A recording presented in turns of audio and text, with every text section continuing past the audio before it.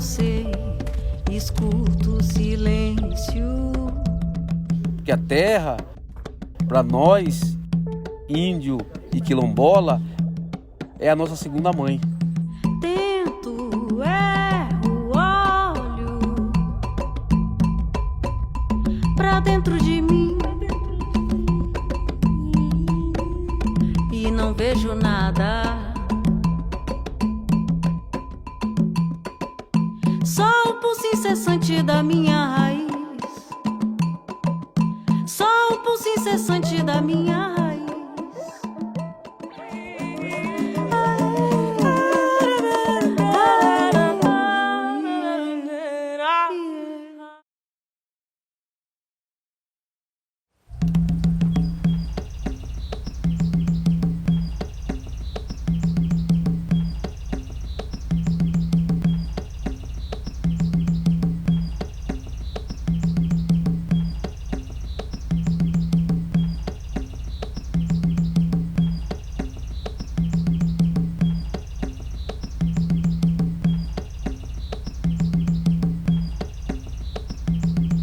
Olá, boa noite a todos.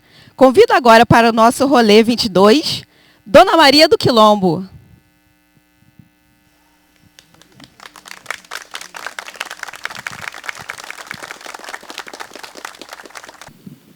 Uma boa noite a todos, a todas.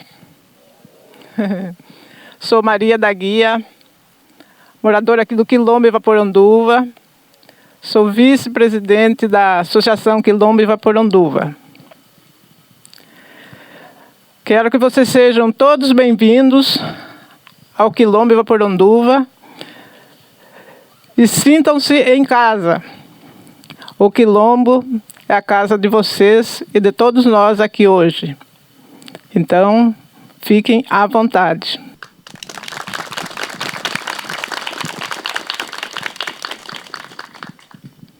Agora nós vamos chamar a liderança Dona Leonila, do Quilombo Abobral, para fazer sua fala aqui conosco.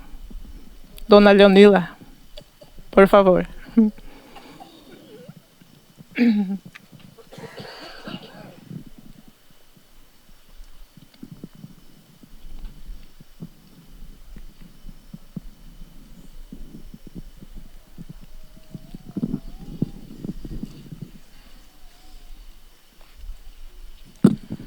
Boa noite a todos. Eu sou do Quilombo Abobral Margem Esquerda. Vim com a minha companhia aqui a Edna do Abobral Direito. Nós éramos uma comunidade só. Depois no que foi para reconhecer, Abobral Esquerdo reconheceu e aí separou deles. Separou entre aspas, porque nós somos todos juntos. E esse negócio de libertação de escravo, para mim, saiu uma balela, porque nós somos escravizados até hoje. Nós somos sacrificados pelas canetas que os políticos têm na mão, que fazem a lei deles. E nós não temos liberdade. A nossa liberdade que nós tínhamos, de pouco a pouco, está se acabando. E Cabral não descobriu o Brasil, porque quando ele chegou aqui, já tinha os moradores aqui, que hoje são enxotados, massacrados, mortos nas mineração. E eu acho que isso não é uma libertação. Eu tenho uma poesia que diz: hoje as mulheres negras não são mais com martelo, ferro quente, viramundo marcada, mas com as canetas que os políticos têm na mão. Nós somos refém dos políticos e temos que nós se unir para nós poder ter uma visão, para nós não ficar mais escravizados do que somos.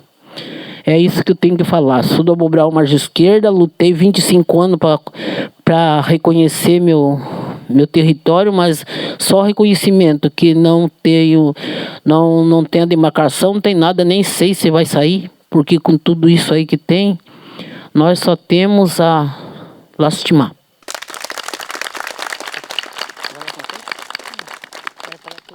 Obrigado, Dona Leonila. Nós agora vamos chamar Quilombo Sapatu, por favor.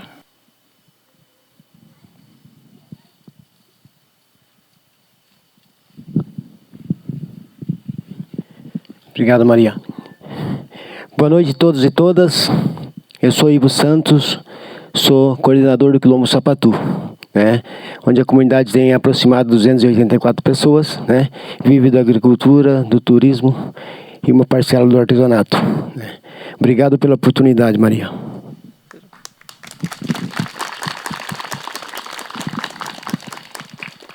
Obrigado, Ivo. Agora nós vamos estar chamando Quilombo André Lopes.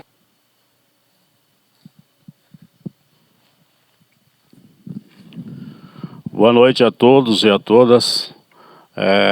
Eu sou João, do Quilombo André Lopes, onde está situado no trevo da Caverna do Diabo, conhecida aí mundialmente. Nós somos vizinhos do Parque Caverna do Diabo. O meu território ele foi reconhecido em 2001. Estamos aí na luta para conseguir a titulação definitiva. Nós vimos aí há mais de 30 anos aí nessa luta para a gente conseguir, porque o negro vive dia após dia lutando para conseguir os seus objetivos. Parabéns aí a todos aí, a gente percebe aí uma bela organização. Para a gente é uma novidade, porque no Quilombo raramente a gente consegue ter a oportunidade de prestigiar um evento como esse. E parabéns a todos aí, a própria comunidade Quilombo e Ivaponduva, que são nossos irmãos aí, e os organizadores do evento também. Muito obrigado. Muito obrigado, seu João. Quilombo Pedro Cubas, por favor.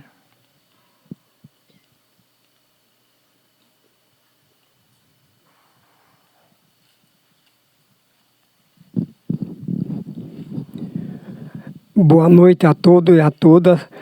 Eu sou Antônio Benedito Jorge, sou do Quilombo Bairro Pedro Cubas. Faço parte da associação e a gente como Quilombo, quando perguntam para a gente o que é Quilombo, nós respondemos que nós somos um pessoal resistente, que resistimos à escravidão e continuamos, nossos antepassados se acabaram, nós continuamos resistindo e vamos resistir até o final, pessoal. Isso que eu tenho a dizer. Muito obrigado. Obrigado ao senhor, seu Antônio.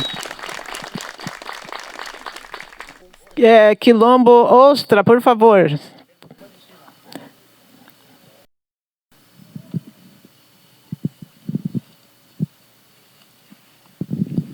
Boa noite a todos e a todas.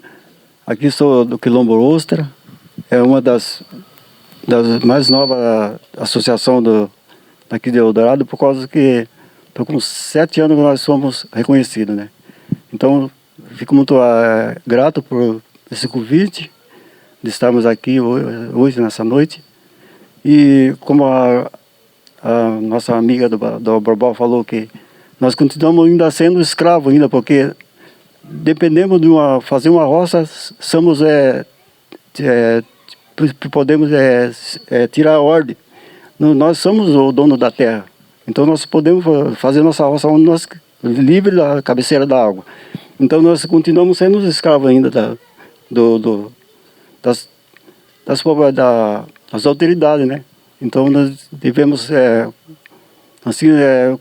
se procurar mais e dar mais em cima dessas autoridades para nós termos a liberdade para nós trabalharmos livre. Muito obrigado e até o... Muito bem. Agora vamos chamar Pedro Cubas 2, é isso? Por favor.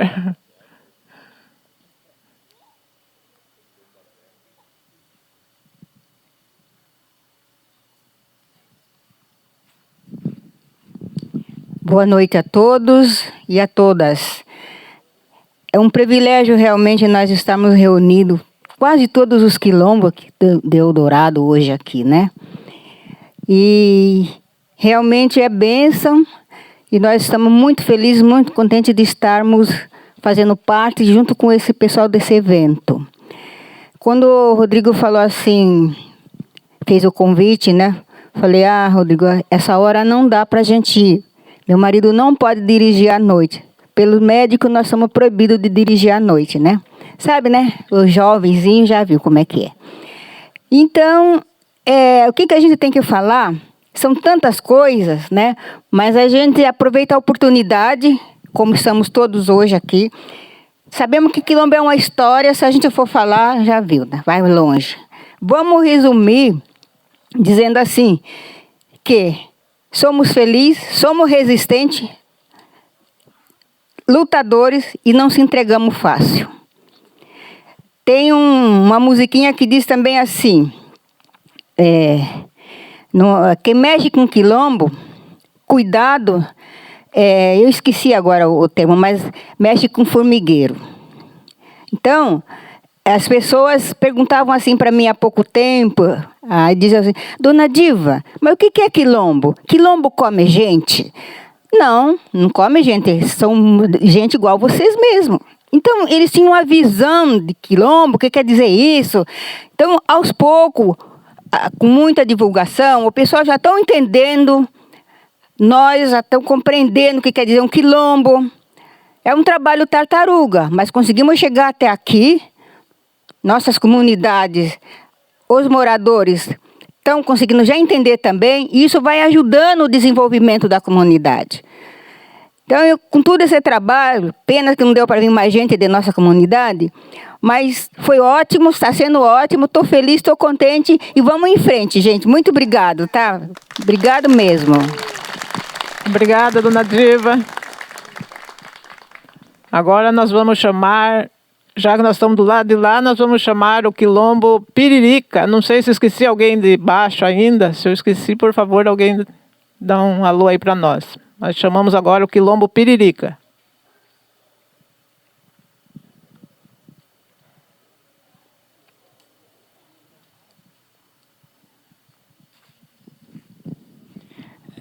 Obrigado, Maria, por nos chamar aqui na frente, né? Então, meu nome é Elivaldo, sou coordenador do Quilombo Piririca e fico feliz de fui convidado para participar desse evento, digamos assim, né? Que é um evento, né? Não deixa de não ser. Como os demais falaram e também a gente se sente, né? A parte sendo, como é que se fala lá, da libertação, né? Dos escravos. Muitas vezes nós fomos libertados da corrente, digamos assim, mas somos escravizados, como Dona Diva e outros falaram ali, que eu não lembro quem foi que falou. Somos escravizados em outras maneiras. Então, acho que nós temos que lutar mesmo, né, para ser libertado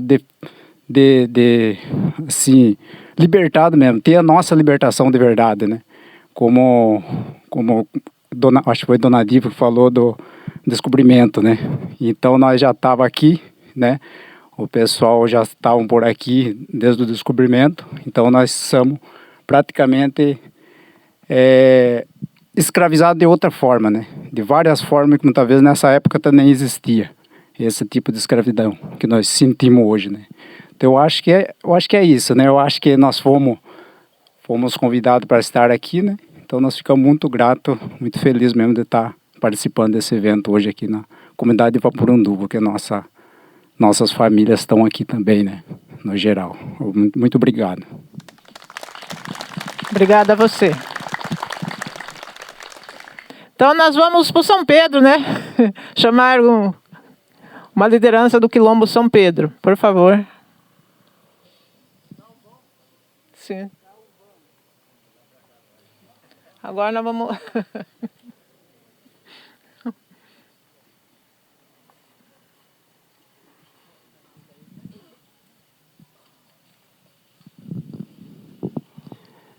Obrigado, Maria. Boa noite a todos e a todas. Eu me chamo Aurico Dias, sou do Quilombo São Pedro. Daqui a 12 quilômetros de distância da comunidade de Vaporunduva. Eu queria dizer aqui que a comunidade Quilombo São Pedro ela foi formada, feitos os licenciamentos, foi reconhecido em 98 e fomos titulados em 2001. E até hoje a gente espera a questão do registro da nossa terra, que a gente luta por elas. Eu acho que 90% das comunidades quilombolas tem essa luta, né, da questão do registro das terras deles, né, para que se sinta mais favorável, né. Então isso é uma da luta travada das comunidades. Nesse momento quero agradecer esse pessoal que estão aqui na comunidade de Ivaporanduva e agradecer a Ivaporanduva pelo convite, né, para as comunidades, e na qual a comunidade Quilombo São Pedro está participando aqui também. Obrigado. Muito obrigado, senhor Aurico. Agora nós vamos chamar o Quilombo Galvão, por favor.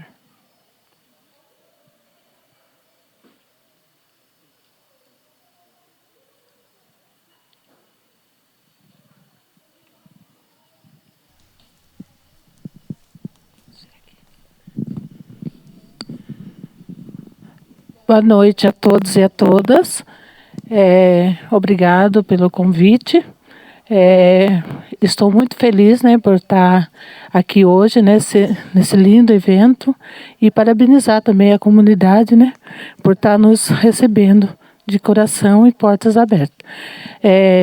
Eu sou Jacira, moro no Quilombo Galvão, que fica localizado daqui a 6 quilômetros, onde vive 49 famílias e vivem do pupunho, palmito, banana, e alguma parte são aposentados.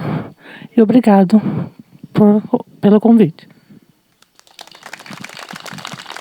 Obrigada, Jacira. Agora eu passo a palavra para a Tainá. 13 de maio, ano 1888. A princesa imperial, regente em nome de Sua Majestade, o Imperador, o Senhor Dom Pedro II, faz saber a todos os súditos do Império que a Assembleia Geral decretou e ela sancionou a lei seguinte. Artigo 1º. É decretada extinta, desde a data desta lei, a escravidão no Brasil. Artigo 2º. Revogam-se as disposições em contrário. Manda, portanto, a todas as autoridades a quem o conhecimento e execução da referida lei pertencer, que a cumpram e façam cumprir e guardar tão inteiramente como nela se contém. 13 de maio, ano 2022.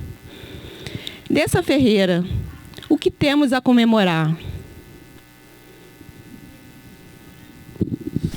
Sou de chegar, mas pedindo licença, a dona da casa eu venho saudar. A dona da casa eu venho saudar. Mas eu sou de chegar, mas pedindo licença. Eu sou de chegar, mas pedindo licença. A dona da casa eu venho saudar. A dona da casa eu venho saudar. E lá lá ela e lá, lá lá ela lá ela, e lá lá ela e lá lá ela lá ela. A dona da casa eu venho saudar.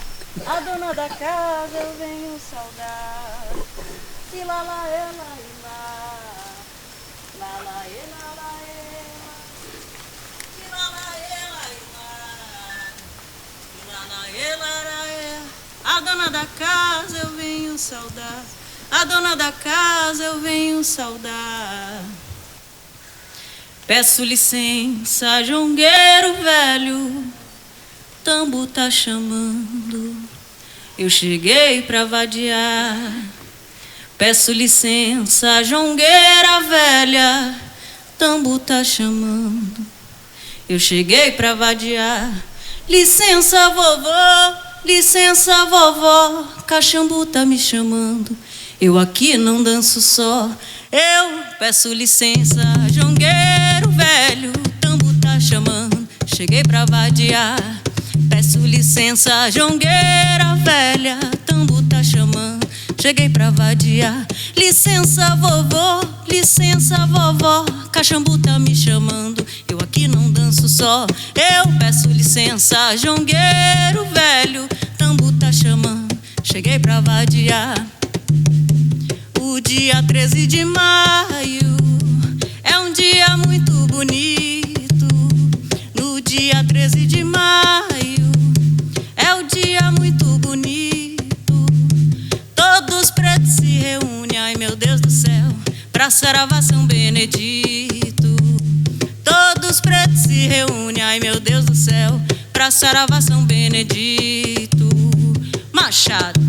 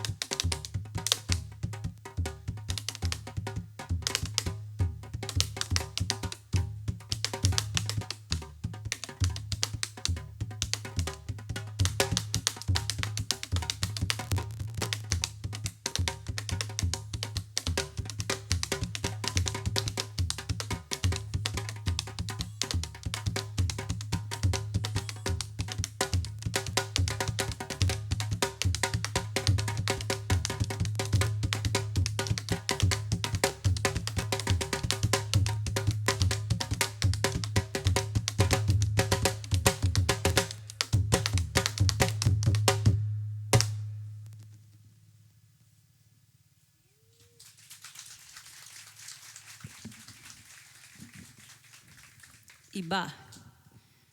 Uma música aí saudando os ancestrais, saudando quem já pisou nessa terra e já partiu, e que abriu os caminhos para a gente. Então, os tambores estavam aqui fazendo essa saudação. Eu estou muito feliz de estar aqui também, gente. E vamos dar continuidade. Vai ter muita música ainda pela frente. Agradecida. Olá, boa noite. Meu nome é Tainá. Meu sinal em Libras é esse. Eu sou uma mulher surda, negra, oralizada. Tenho cabelo curto, castanho. Estou usando uma calça jeans e a camisa do Rolê 22. Também tem a minha irmã, a Graciele, está fazendo a minha voz nesse momento. Tem a Miriam também, a outra intérprete, esse é o sinal dela. Eu sou apresentadora do Rolê 22. Muito obrigada.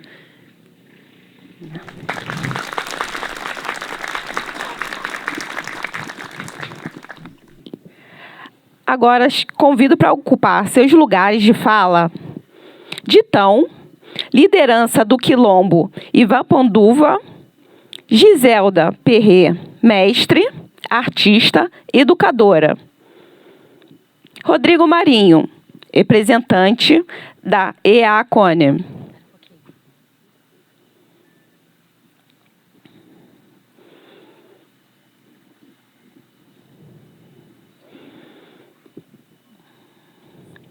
Glauce Helena de Brito, curadora, assistente do MASP. Convido agora também a Aline Shermola, chefe de cozinha, professora e pesquisadora da cozinha ancestral afrodiásporica. E Maíra da Rosa. Maíra da Rosa é educadora, cantora, vocalista da banda Samba de Dandara. E hoje também provocadora do nosso Rolê 22. Eita, que beleza, hein? Boa noite a todos, a todas. Bem, eu sou Maíra da Rosa, sou uma mulher negra, estou usando trança, presa num coque no alto da cabeça. Uso uma blusa colorida em tons de azul, amarelo e branco. Uso óculos e um brinco azul. E os fios aqui, né? Os meus fios de orixá. Bem, nesse rolê maravilhoso, que a gente possa refletir sobre as nossas questões, pensar sobre nós, né? Que seja só uma desculpa para a gente poder se encontrar e conversar, né? Sobre essas questões. De tão querido, de tão tá se ajeitando ali, essa liderança do Quilombo Ivaporanduva. De tão aprendemos a celebrar uma série de datas no Brasil. Entre elas, o 13 de maio, supostamente dia da libertação dos escravos. Tem também o 7 de setembro, que é a independência do Brasil. 19 de abril, dia do índio. E mais recentemente, a Semana de 22, a Semana de Arte Moderna de 1922. Ditão, o que você já ouviu falar sobre os modernistas, sobre a Semana de Arte Moderna?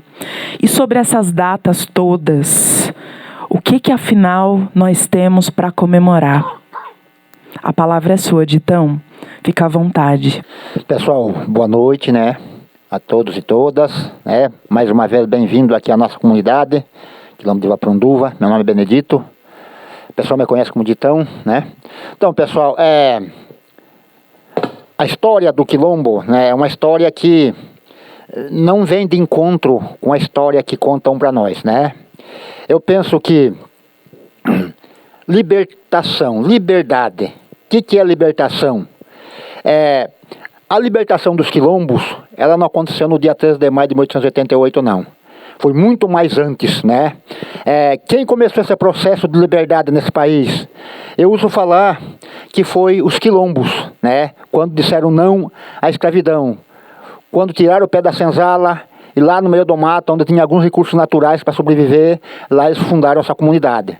Então, ali começou o processo de libertação, né? Não foi assim pacificamente.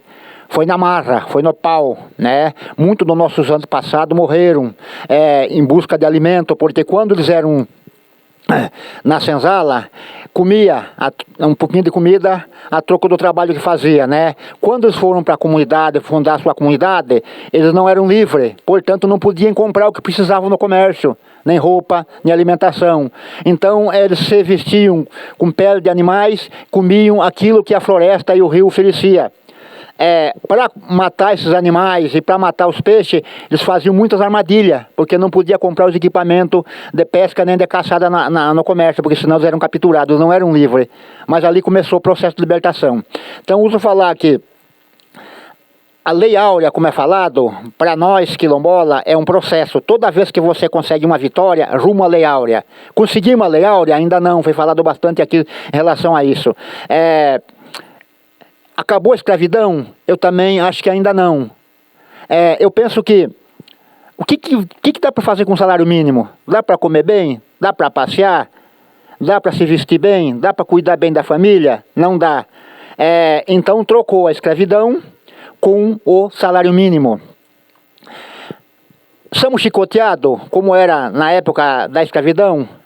Somos. De que forma? A caneta. Toda vez que os políticos dão uma canetada, é uma chicotada nas nossas costas. Porque nunca eles fazem coisas a nosso favor. Quando a gente consegue alguma coisa, é através de muita luta. Não vamos pensar, Messias, que o artigo 68 foi de graça.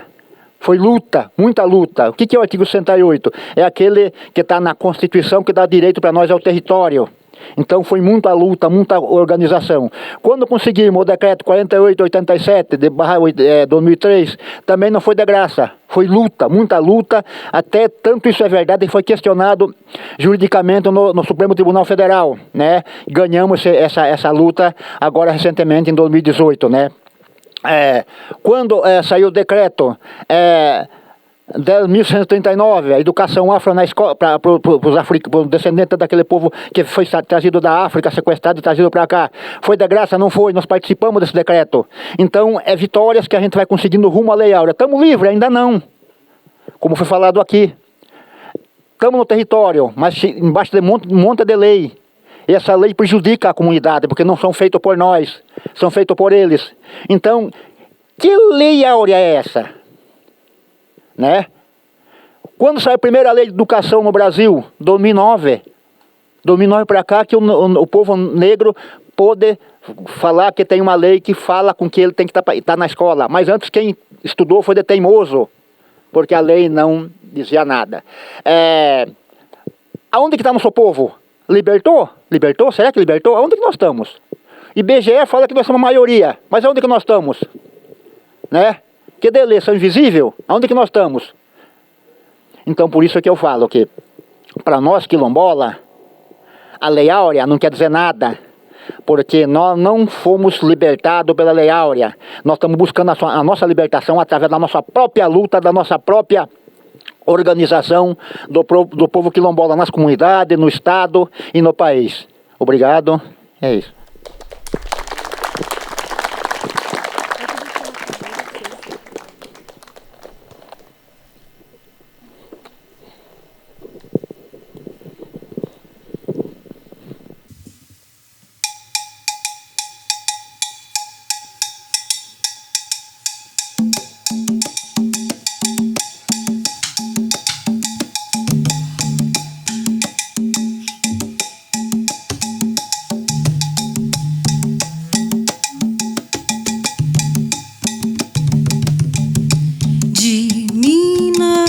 Sei, nem nadar eu sei, escuto o silêncio.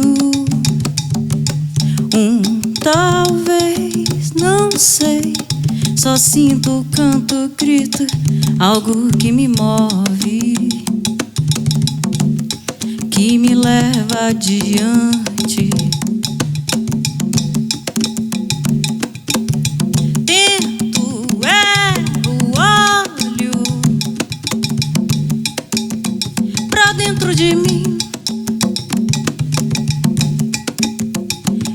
vejo nada.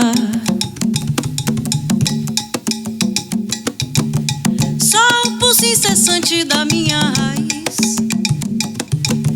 Só o pulso incessante da minha raiz. Só o pulso incessante da minha raiz.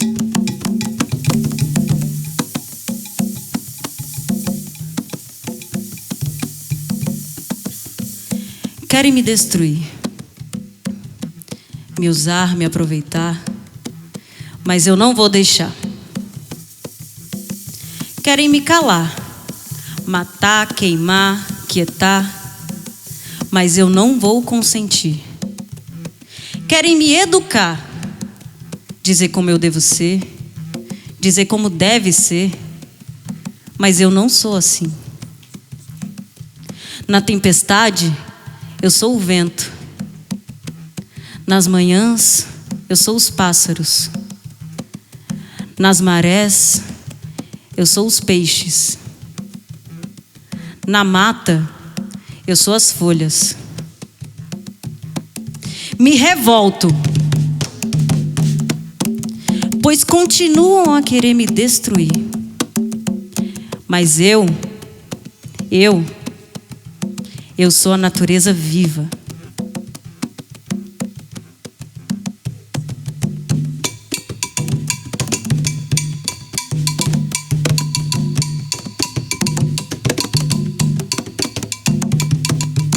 De mim nada sei, nem nadar eu sei. Escuto o silêncio. Talvez, não sei. Só sinto, canto, grito, algo que me move, que me leva adiante. Tento, erro, olho pra dentro de mim, e não vejo nada. O pulso incessante da minha raiz.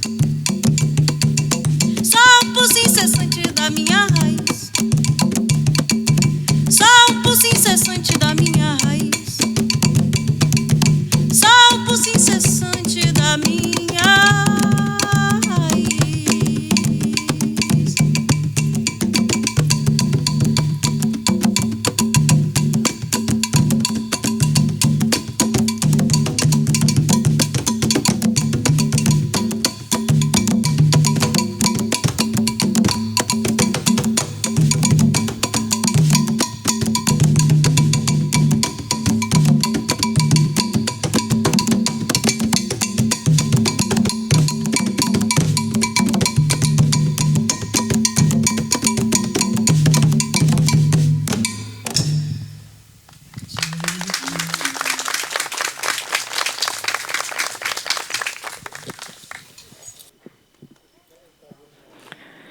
Viva, desça.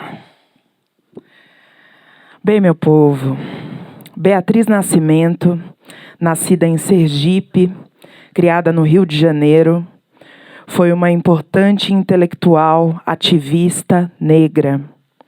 Em seu livro Quilombola e Intelectual, Possibilidade nos Dias de Destruição, ela nos diz: o quilombo não é, como a historiografia tem tentado traduzir, simplesmente um reduto de negros fugidos. Fundamentalmente, o quilombo é uma organização social de negros e negras. E mais importante ainda, sendo essa uma organização social, ela se projetou no século XX como uma forma de vida do negro e perdura até hoje. Rodrigo, ela perdura? E como perdura? Como essa organização do povo negro, quilombola, perdura até hoje? Boa noite a todos, todas. Me chamo Rodrigo, sou aqui do Quilombo de Ivaporanduva, né? Atualmente eu faço parte da IACONE, que é uma organização que trabalha com os quilombos. E estou, né, no papel de articulador regional aí da IACONE, fazendo esse elo aí de equalização, vamos dizer assim, das informações e demandas que tem para as comunidades tradicionais quilombolas. Fico feliz, né? Primeiro a gente vê, né, o processo de como é nítido essa preocupação, né, de cada comunidade no sentido de passar, representar e estar ativamente à frente de cada associação. Parabenizar aqui todas as associações que estão presentes aqui, né? E sim, o Quilombo ainda, né? E provavelmente vai perdurar isso, né, para a vida toda. Faz um processo de manter um processo de organização coletiva ainda local. Nos dias de hoje a gente sabe que todo o processo de organização para poder conquistar o território, ou seja, o título dessas comunidades, o reconhecimento de títulos dessas comunidades, ele passa por um processo ainda, né, burocrático, que é essa questão de você poder ter uma organização social, né, que hoje está no papel da associação, para manter o elo dessas comunidades em cima dos seus territórios. Mas esse elo de organização coletiva, ele vai para além de ser só uma comunidade, né? Ele tem a relação social entre as comunidades e entre as pessoas de cada comunidade. E isso é interessante porque isso está ligado com o território, né? É o modo com que se usa o território, é o modo com que você ocupa o território, desenvolve suas atividades específicas dentro do território, né? E aqui tem muitas, né? Mas eu gosto de citar, né, o processo do sistema agrícola quilombola, que é um processo interessante, que ele faz um elo organizacional das comunidades e de cada comunidade, das pessoas de cada comunidade no território, né? Então, o processo de você produzir, o processo de você comemorar a produção, o processo de você participar e executar atividades ligadas à questão cultural, religiosa, né? Esse processo são todo elo que aparentemente parece tão comum para nós no dia a dia, mas é o que fortalece e mantém a organização local de cada comunidade nos tempos de hoje, né? E aí a gente se cumprimenta e se formaliza isso com a associação, num processo da gente manter o território de forma coletiva para uso comum e conjunto de todas as pessoas que moram no Quilombo, né? Para além disso, eu acho que assim, o território é a palavra-chave que mantém todo esse processo organizacional, porque a gente está falando do Vale do Ribeira, né? O Vale do Ribeira é uma região do estado de São Paulo onde tem maior concentração de Mata Atlântica, tem a maior diversidade cultural. Então, do Baixo Ribeira até o Alto Ribeira, você encontra comunidades caiçara, comunidades cabocla, comunidade ribeirinha, comunidades indígenas e também comunidade quilombola, né? Então, a gente está falando de um processo organizacional que ele ultrapassa, né, só essa questão de você ter um olhar de que é juntar as pessoas, né? É um elo que as pessoas têm com o território, né? E esse elo é um elo que ele sempre vai manter, pelo fato do cuidado que a gente tem com o território e como é que a gente vê ele, né? Ele faz parte de um processo de vivência nossa, né? A gente dá muito exemplo do Rio Ribeira, né? Que como se fosse uma veia que ele consegue ligar todo esse território e a gente não consegue se ver fora dele, né? E todas as ameaças que se tem no Vale do Ribeira referente a toda essa riqueza naturais que a gente tem no Vale, ele passa sempre ao incômodo desses territórios, dessas comunidades. Por quê? Porque é ali que as comunidades conseguem consolidar a articulação, consolidar a estratégia e, ao mesmo tempo, né, por todo esse processo histórico, vamos dizer assim, de não ter, de fato, a abolição, né, como a gente já ouviu falar muito aqui, no sentido de a gente ainda não saiu de um processo de escravidão, né, um processo moderno e generalizado, mas que ainda a gente não saiu. Então, todo esse processo, ele afeta diretamente esse território. E, na maioria das vezes, essas comunidades têm que se remodelar a todo momento para manter e estruturar essa organização social que se tem, mas também fortalecer essa organização coletiva que tem e de elo de base, né, de dentro do território no que se diz respeito à conexão. Né, a conexão entre pessoas, a relação de compadre, de comadre, a relação de tio, tia, avó, que é uma relação de pertencimento. Né? É muito interessante, né, parece comum para nós, mas é muito interessante que quando qualquer criança está no território, existe um cuidado que está para além de pai e mãe. Né? É um cuidado que todo mundo se compromete para cuidar. A criança está bagunçando na rua, vou contar para o seu pai, mas aqui nós estamos aqui, não mexa nisso. Não. Mas tem um cuidado que é um elo específico dessas comunidades. Mas no fim, eu queria finalizar dizendo que as comunidades quilombolas traz como exemplo de vida um modelo de vivência onde a gente consiga ter uma conexão direta de relação entre homem e natureza. E prova que tem condição de viver. Né? Se você for ver todos os territórios onde tem comunidades tradicionais no Brasil, é a parte dos territórios que está mais preservado. É a parte dos territórios que tem mais conservação e preservação dos recursos naturais. Né? Então, essa relação de tentar mostrar um novo modelo de vida para a sociedade, isso incomoda.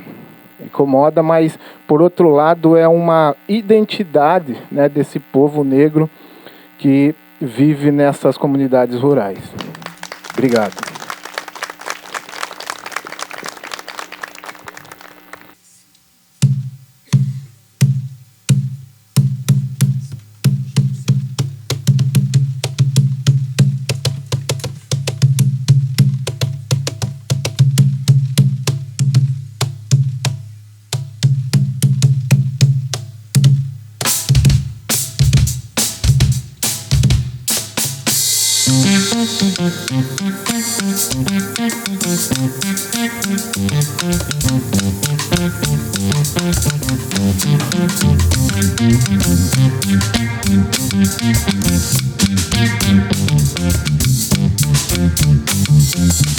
Meu canto é nagô, banto congô, um batuque negro.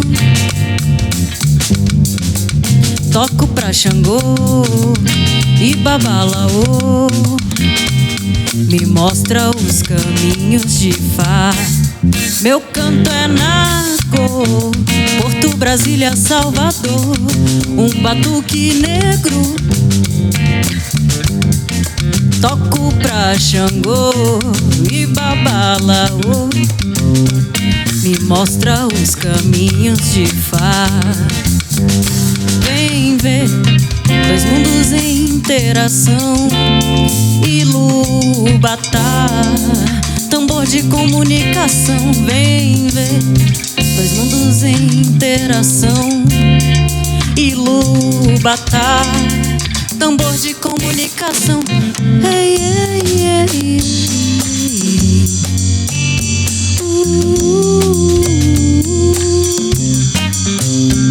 Hey, yeah, yeah, yeah.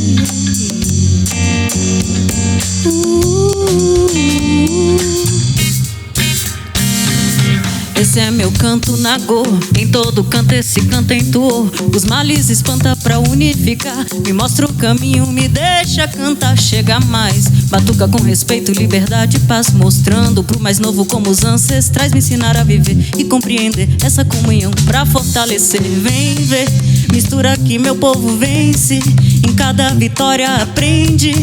Abre essa roda que eu quero cantar. Iluminou, libertou, ecoa de noite e de dia, empodere da voz ao canto da periferia. Porque meu canto é nagô, Porto, Brasília, Salvador, um batuque negro. Toco com amor, danço com louvor e sigo os caminhos de Fá. Meu canto é nagô, um batuque negro. Toco com amor, danço com louvor e sigo os caminhos de Fá. Vem ver dois mundos em interação. Ilubatá, tambor de comunicação. Saber, o segredo é a libertação do povo negro em plena comunhão. Hey, yeah, yeah, yeah, yeah.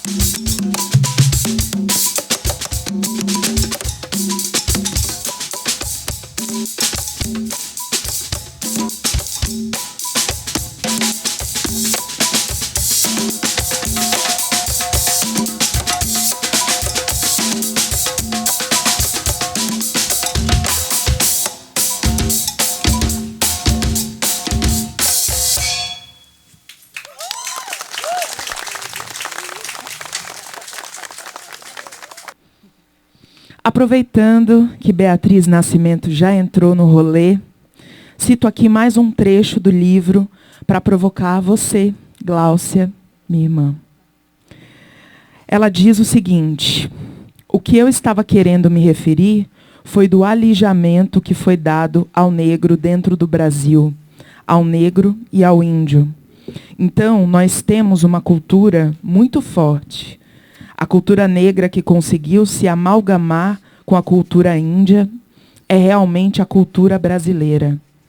E que ficou ao nível de uma subcultura, porque uma outra cultura dominou ela nesse nível. Então, quer dizer, é o mais fraco dominando o mais forte. Quem domina mesmo no Brasil é a cultura negra e a cultura índia, e não a cultura branca. Mas se insiste em impor como cultura, inclusive o próprio termo cultura, como sendo uma coisa nobre e europeia, basicamente. Gláucia, a semana de 22 é um marco na cultura do Brasil? Ou você vai querer polemizar? Lembrando que aqui você está em casa para construir a tua fala do jeito que você quiser, sem nunca ser censurada.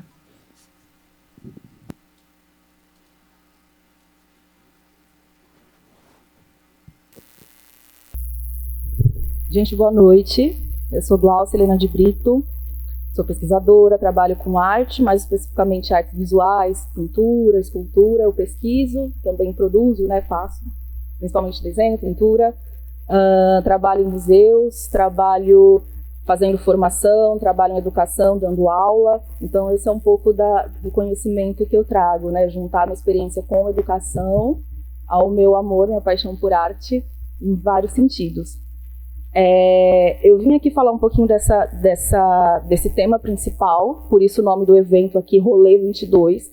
Assim como eu imagino que todo mundo deve ter pensado, né, o que é o Rolê, e ainda mais 22. Então é essa referência que a gente tem a um evento artístico e cultural que aconteceu em 1922.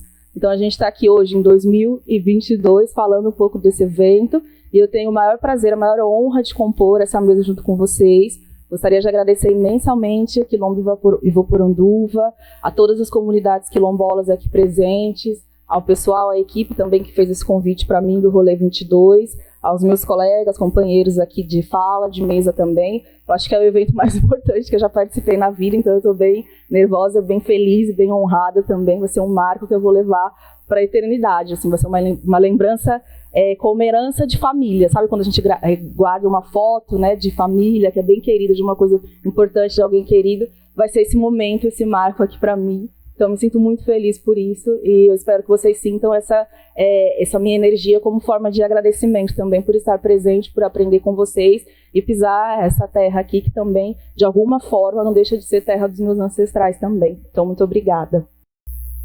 Por que a gente vai falar dessa semana, né? O que essa semana tem a ver com o nosso rolê aqui, quilombola? Assim como o 13 de maio, vocês bem colocaram aqui, é uma data que se marca no calendário para falar de uma suposta abolição da escravatura, algo que a gente sabe, né, que ainda está em andamento, que ainda continua. A Semana de 22, esse evento, né, que foi organizado em 1922, ele se propôs a ser um marco também, mas especificamente no campo da arte, pintura, escultura, arquitetura e literatura também. Então, alguns artistas da época, intelectuais, eles se juntaram. Desculpa ficar carregando isso, porque eu faço minhas anotações, eu gosto de andar, de levar aqui comigo. Eles se juntaram para pensar como eles poderiam, aqui no Brasil, fazer uma renovação, mudar tudo que estava acontecendo nesse campo da arte, nessa área. Só que o que eles fizeram? É considerado um marco até hoje? Mas tem as suas críticas também. Por quê? Vamos fazer uma metáfora aqui. Imagina que um grupo de pessoas se junta, pega um pedaço de terra aqui. Esse pedaço de terra é o que a gente vai chamar arte. Então, eles têm esse espaço aqui para produzir, para fazer as questões, né, aquilo que eles se propõem a fazer. E eles chamam esse pedaço de terra quilombola. Só que não tem nenhuma pessoa quilombola nessa terra, morando nessa terra e produzindo nessa terra. A gente pode chamar essa terra de quilombola nessas condições? Vocês acham que sim ou que não? Óbvio que não, né? Não é. Se não tem as presenças, se não tem o direito de quem está aqui, de quem produz, de quem se apropria, de quem tem direito a estar aqui, como a gente pode chamar de quilombola?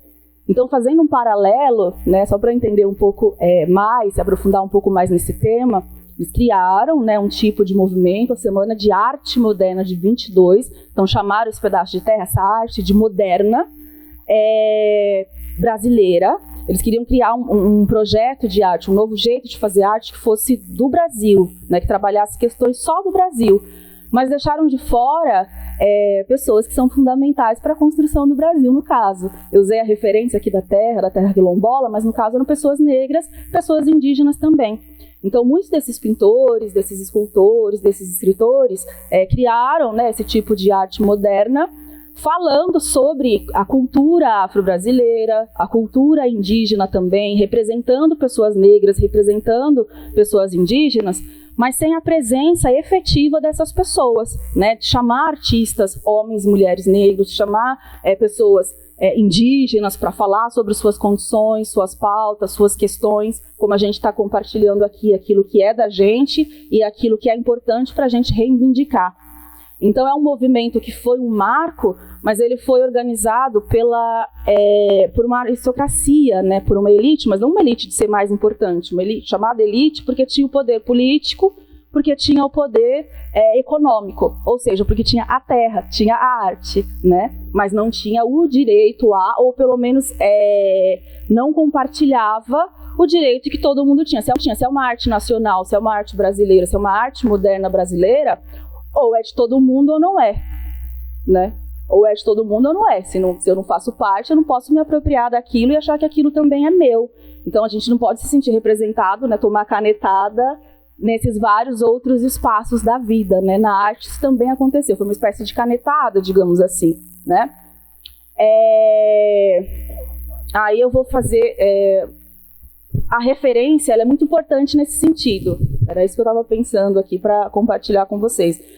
De onde a gente fala é importante, de que lugar onde a gente está, como a gente se reconhece, a gente fala, é importante. Para quem a gente fala, também é importante. Porque esse movimento da Semana de Arte Moderna de 22, o que esses artistas intelectuais queriam? Eles queriam renovar a arte aqui no Brasil, mas falando para quem? Qual que era a referência? Para quem que eles estavam falando? Era para o povo brasileiro? Para quem sempre esteve aqui, né, para a gente? Não. Era para um tipo de arte que era produzido na Europa. As chamadas vanguardas europeias, né? Cubismo, modernismo, dadaísmo, expressionismo, surrealismo e vários ismos, várias formas, né? Várias tendências de se fazer arte, pintura, escultura, arquitetura, enfim. Mas que acontecia no contexto europeu, acontecia do outro lado do continente, pessoas brancas, outro contexto, né? Faz sentido a gente produzir uma arte nacional, brasileira, tendo referência não como povo, aquilo que nos nutre, né, aquilo que faz sentido pra gente, mas aquilo que estão se produzindo lá do outro lado, não faz sentido. Mas a grande questão é essa, né, que acho que a Maíra colocou aqui no começo. Quem domina, né, quem quer colocar o seu ponto de vista, aquilo que se pretende é considerar história, se considera arte, quem tem direito a quê. Então essas relações de poder que a gente tem na vida, né, de quem domina, de quem é o dono, de quem tem o nome, de quem tem o poder aquisitivo, político, territorial, também acontece no campo da arte. Então hoje, 100 anos depois desse evento, dessa semana, a gente faz crítica justamente em relação a isso, né? A produção de arte aconteceu a exposição, o evento, a gente tem os quadros como legado, a gente visita os museus, a gente tem, né, na literatura os livros que foram escritos. Não quer dizer que não são importantes, porque fizeram parte da história, mas até que ponto isso dialoga com a gente?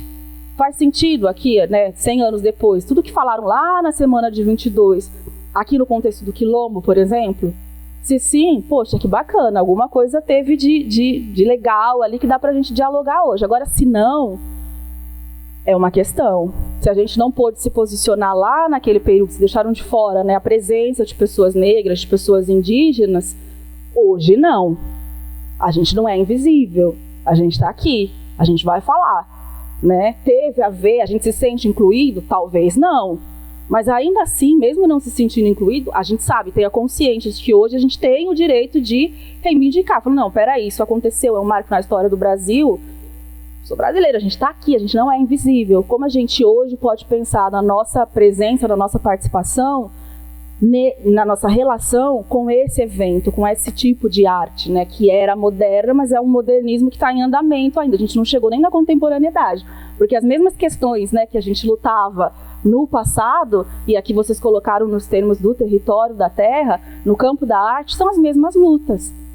A gente ainda vai visitar, eu falo porque eu trabalho em museu, né? Nos museus, nesses espaços de arte, e a produção das pessoas negras, a nossa cultura, aquilo que é relevante para a gente, que a gente pode se identificar, continua sendo minoria, continua sendo subalternizado, continua em um lugar que não é o nosso lugar de direito, né? Aí a gente corta, né, de 1922, vem para 2022, né? A partir da minha experiência, a gente chegou ontem aqui, eu com o pessoal, vivenciou o dia de hoje. Eu já conheci várias outras comunidades quilombolas, né? Eu viajava bastante para Valência e outros lugares na época dos encontros de jongueiros. E é a primeira vez, depois de muito tempo, que eu volto, né? E é a primeira vez aqui no Votoranduva, especificamente.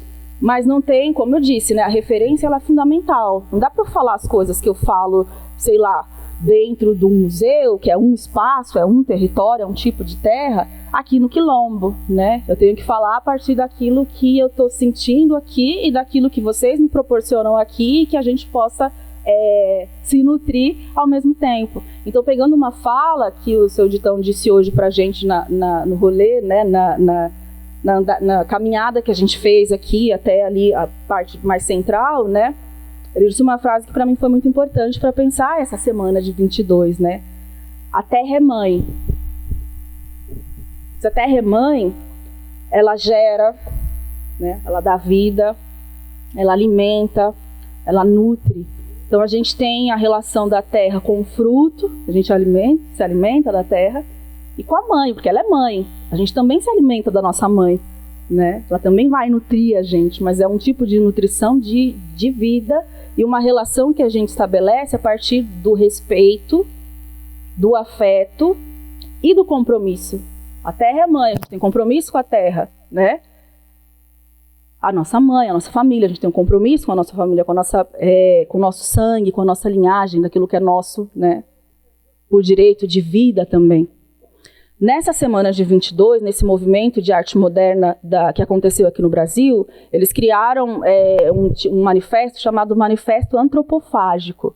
Né? A Dona Diva disse aqui, a quilombola come gente? Não, não come gente. Mas no Manifesto Antropofágico, era uma forma desses artistas modernistas, Oswald de Andrade, que escreveu, né, um intelectual modernista do período, eles se apropriaram desse termo, pensando justamente em comunidades, principalmente indígenas, né, mas negras também, que comiam gente de fato. Né? Pegaram esse estereótipo, essa crença de que as pessoas comiam gente para chamar o seu manifesto de antropofágico. O que acontecia nesse manifesto antropofágico? Era um tipo de orientação para como produzir um tipo de arte que comesse a cultura europeia, as artes, as vanguardas europeias, o que estava acontecendo lá na Europa em termos de arte naquela época, começo, né, do século XX, digerisse tudo aquilo e colocasse para fora aquilo que fosse a arte nacional, a arte brasileira, a arte moderna brasileira, né?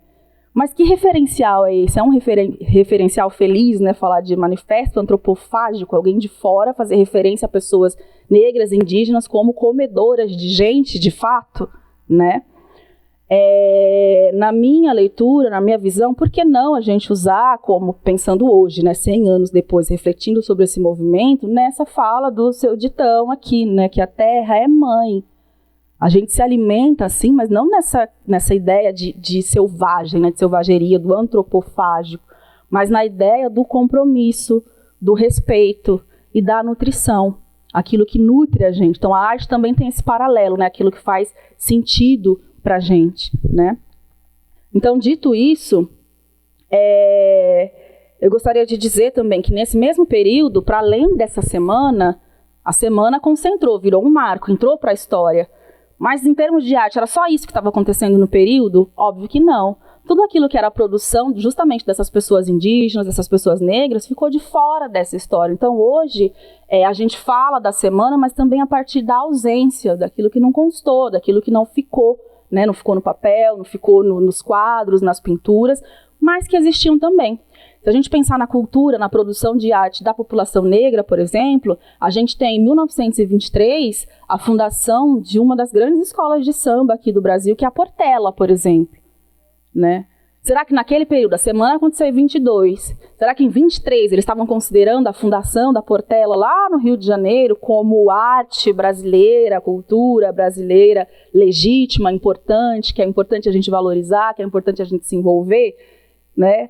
Pelo menos na origem, as escolas de samba também foram consideradas grandes quilombos nesse sentido, né? Uma junção de pessoas negras, pobres, que estavam marginalizadas, que vinham ali na passagem, né, do século XIX para o século XX, início, vinham como um desdobramento desse final, suposto final da escravidão, mas que a gente sabe que as condições continuaram as mesmas, e as pessoas tiveram, né, criaram estratégias, essa população negra e marginalizada em diferentes lugares, diferentes cidades, de se organizar para estruturar, para formar suas próprias manifestações artísticas brasileiras, importantes, que são referência até hoje. Então, estou fazendo referência à escola de samba, Portela, 1923, a gente teve a Mangueira em 1928. Em São Paulo, eu sou de São Paulo, da capital, a gente teve a Lava Pés em 1937, sendo fundada por uma mulher, inclusive, uma mulher negra, Madrinha Eunice. Então, são movimentos que eles precisam também entrar para essa história, para além do que aconteceu nessa semana, essa movimentação que a gente está fazendo, que nosso povo está se propondo, participando e conseguindo fazer, manter e entrar como legado, como herança para a gente em termos artísticos, em termos culturais também.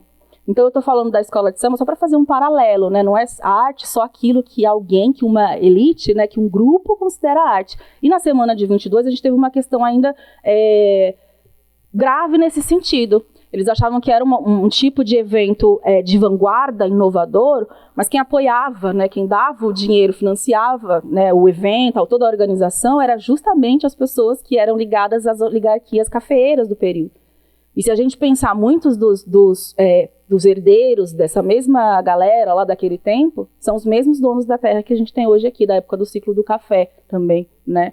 Então, a arte, tudo isso para dizer que a arte também tem a ver com posicionamento político, com visibilidade de quem está incluído, né, quem faz parte e quem não faz. Porque muitas vezes a gente acha que a gente não faz parte, que não tem nada a ver com a gente, mas tem várias questões que acontecem ali naquele campo, ali naquele meio, que refletem a sociedade, a estrutura da sociedade. Quem está em cima, quem é colocado embaixo, quem domina, quem é o dono, quem não, quem tem o direito àquele espaço, àquele território e quem não tem.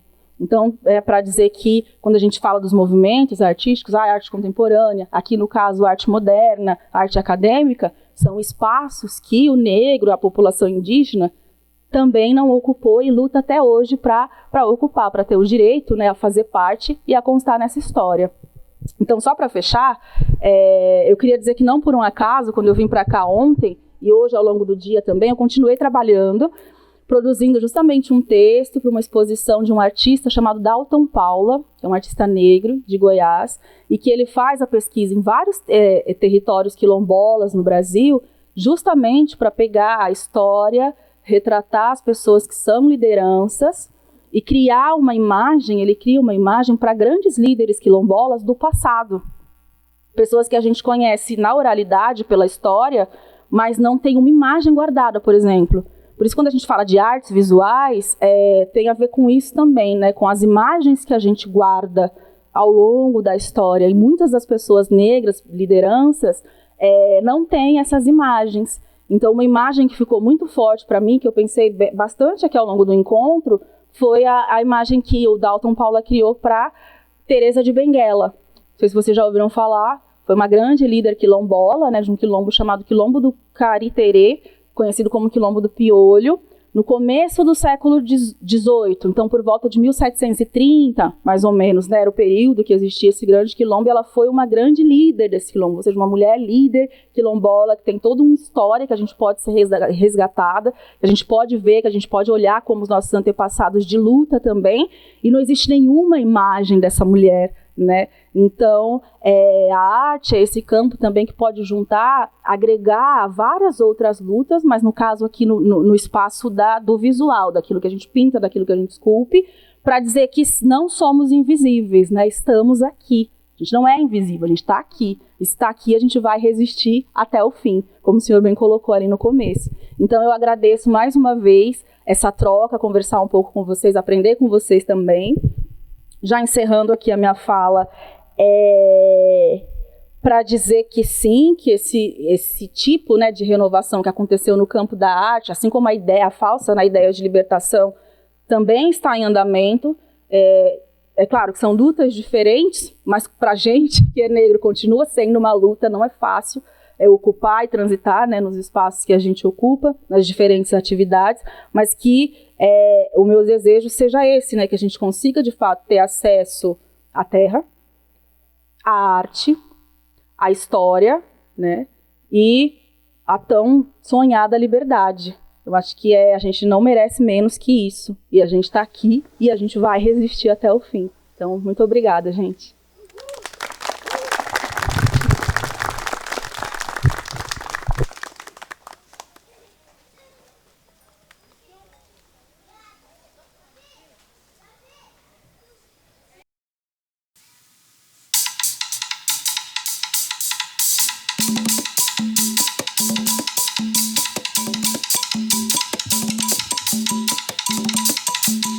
arco e flecha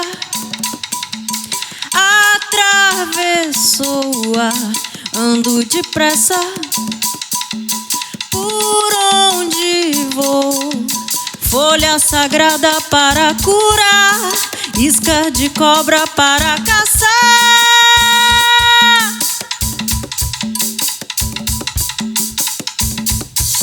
Conheço os segredos das 7 matas, sou companheiro da cobra coral, vivi nas aldeias e nas cascatas, sou seu guia, sou seu ancestral.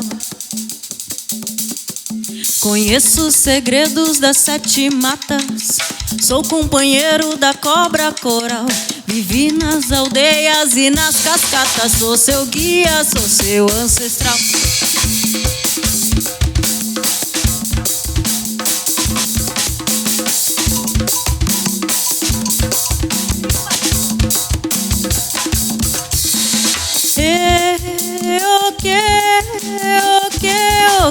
Aro,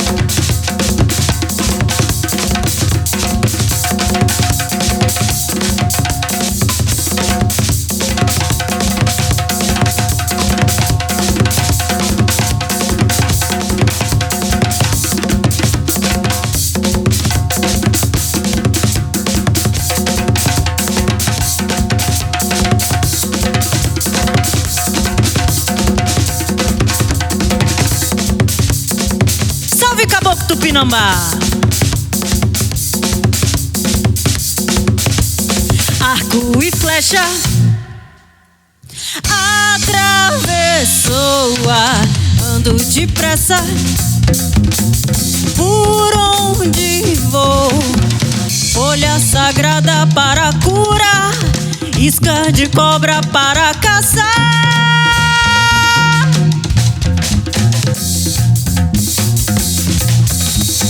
Conheço os segredos das 7 matas, sou companheiro da cobra coral, vivi nas aldeias e nas cascatas, sou seu guia, sou seu ancestral.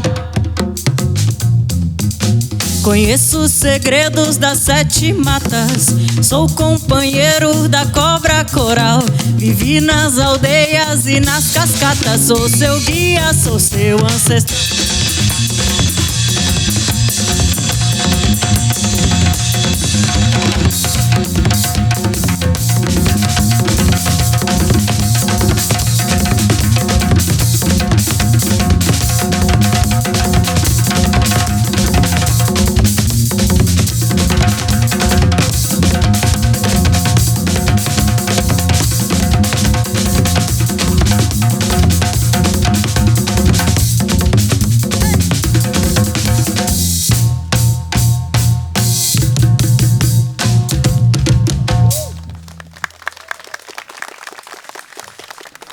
Giselda Perê. Estamos em 2022. Com enredo sobre Exu e contra a intolerância religiosa, a Escola de Samba Grande Rio foi a campeã de uma das maiores manifestações culturais do Brasil, o Carnaval. Uma manifestação que resiste para combater e conter cada dia, cada ano, o sequestro que é feito a essa manifestação, a cada carnaval, né? Isso é importante de ser dito. Em 2020, o encontro Mitos e Contos Africanos e Afro-Brasileiros, ministrado por você no MAM, Museu de Arte Moderna de São Paulo, apontou como o racismo estrutural construiu caminhos de marginalização das histórias das culturas negras, invisibilizando essas narrativas, nos processos formativos de crianças, jovens e adultos. Giselda, é possível ser antirracista sem nutrir imaginários com as histórias das culturas tradicionais, sem mostrar ou deixar que elas mesmas se mostrem a sabedoria e a riqueza das nossas heranças ancestrais? Agradeço a escuta de cada um e cada uma que está aqui hoje.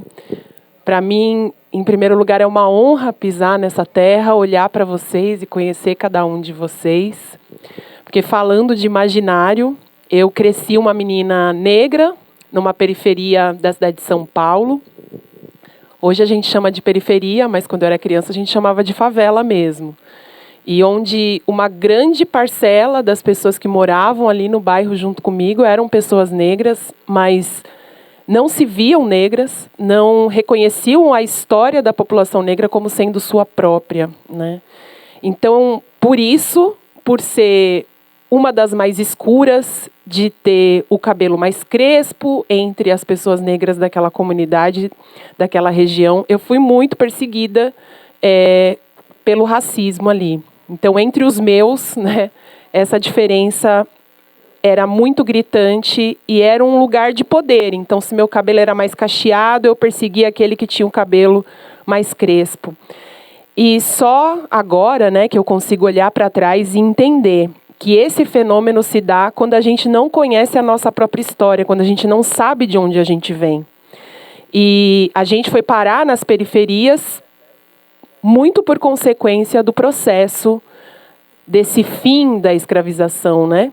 Que não finalizou, ela nos empurrou, roubaram os nossos territórios e foram empurrando a gente para as margens, para cada vez mais distante do acesso a uma boa moradia, a um bom trabalho, a uma boa alimentação, ao bom tratamento de saúde. Então a gente vive isso na cidade de São Paulo de uma forma muito evidente, é muito visível. Provavelmente quando vocês forem, vocês vão olhar e dizer, mas por quê, né? Pessoas que são iguais se veem como diferentes. E se dá por isso, porque há milhares de pessoas negras na cidade de São Paulo, no estado de São Paulo e no Brasil, que não se vê enquanto pertencente a uma história, que dirá a um território.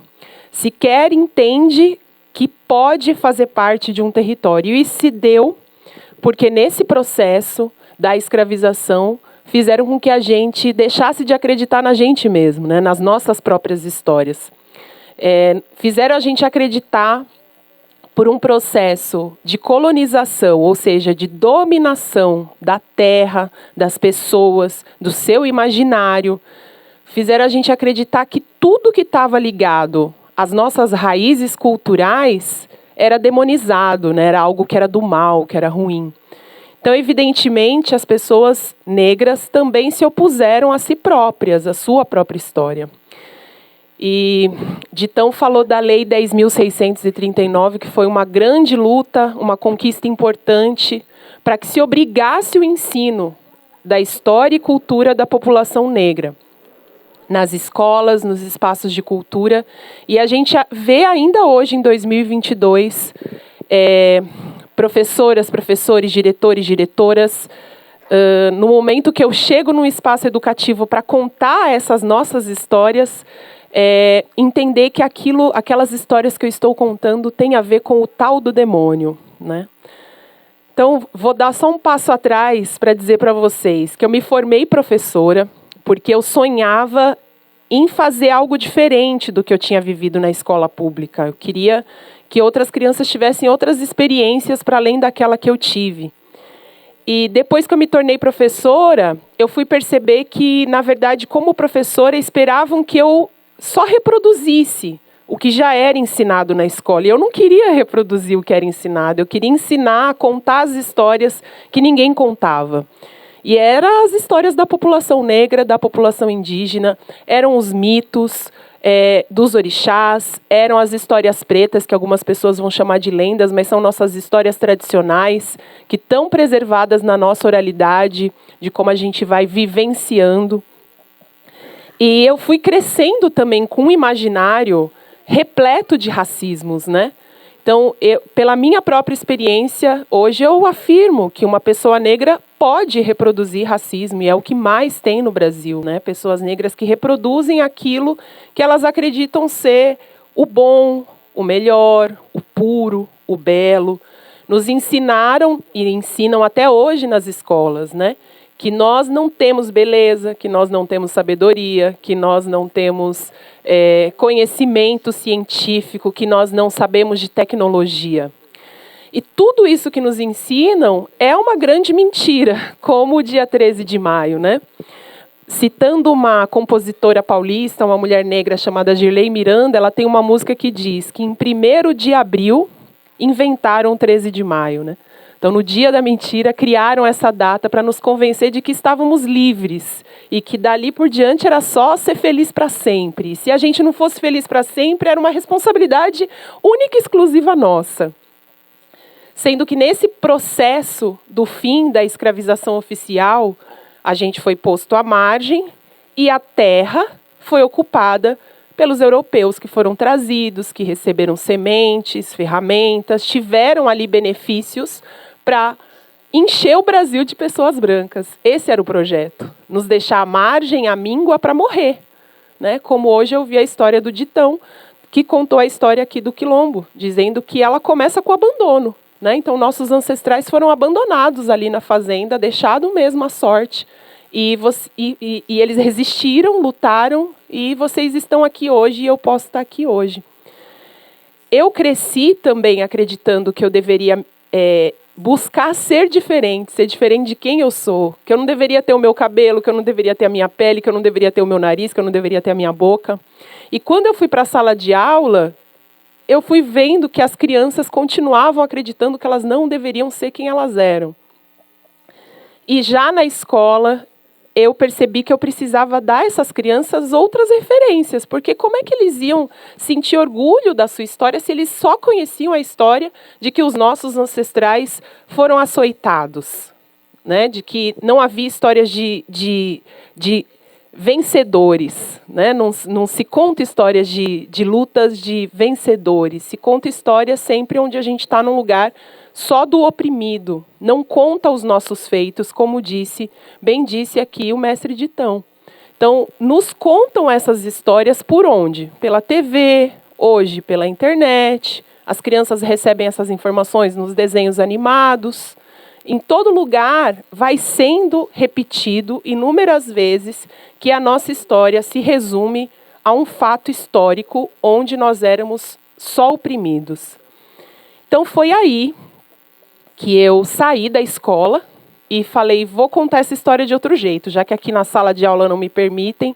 Então, eu criei um trabalho artístico que chama Aguibalá Conta, onde eu conto histórias pretas, né? Como eu dou o nome de histórias pretinhas, que são as histórias tradicionais do continente africano e as histórias também aqui tradicionais da população preta brasileira. E foi assim que eu fui me aproximar do que de fato era o continente africano. Porque eu fui descobrir que o continente africano era um continente já sendo uma mulher adulta. Porque eu cresci acreditando que era um país. Ninguém me corrigiu isso durante toda uma vida escolar. Então, o tempo todo estão contando uma história para a gente para reduzir a nossa herança, para dizer que somos menores do que efetivamente somos. Quando eu fui conhecer as histórias tradicionais, eu me reconheci. Eu falei, olha, nessas histórias aqui eu encontro guerreiras, mulheres como eu.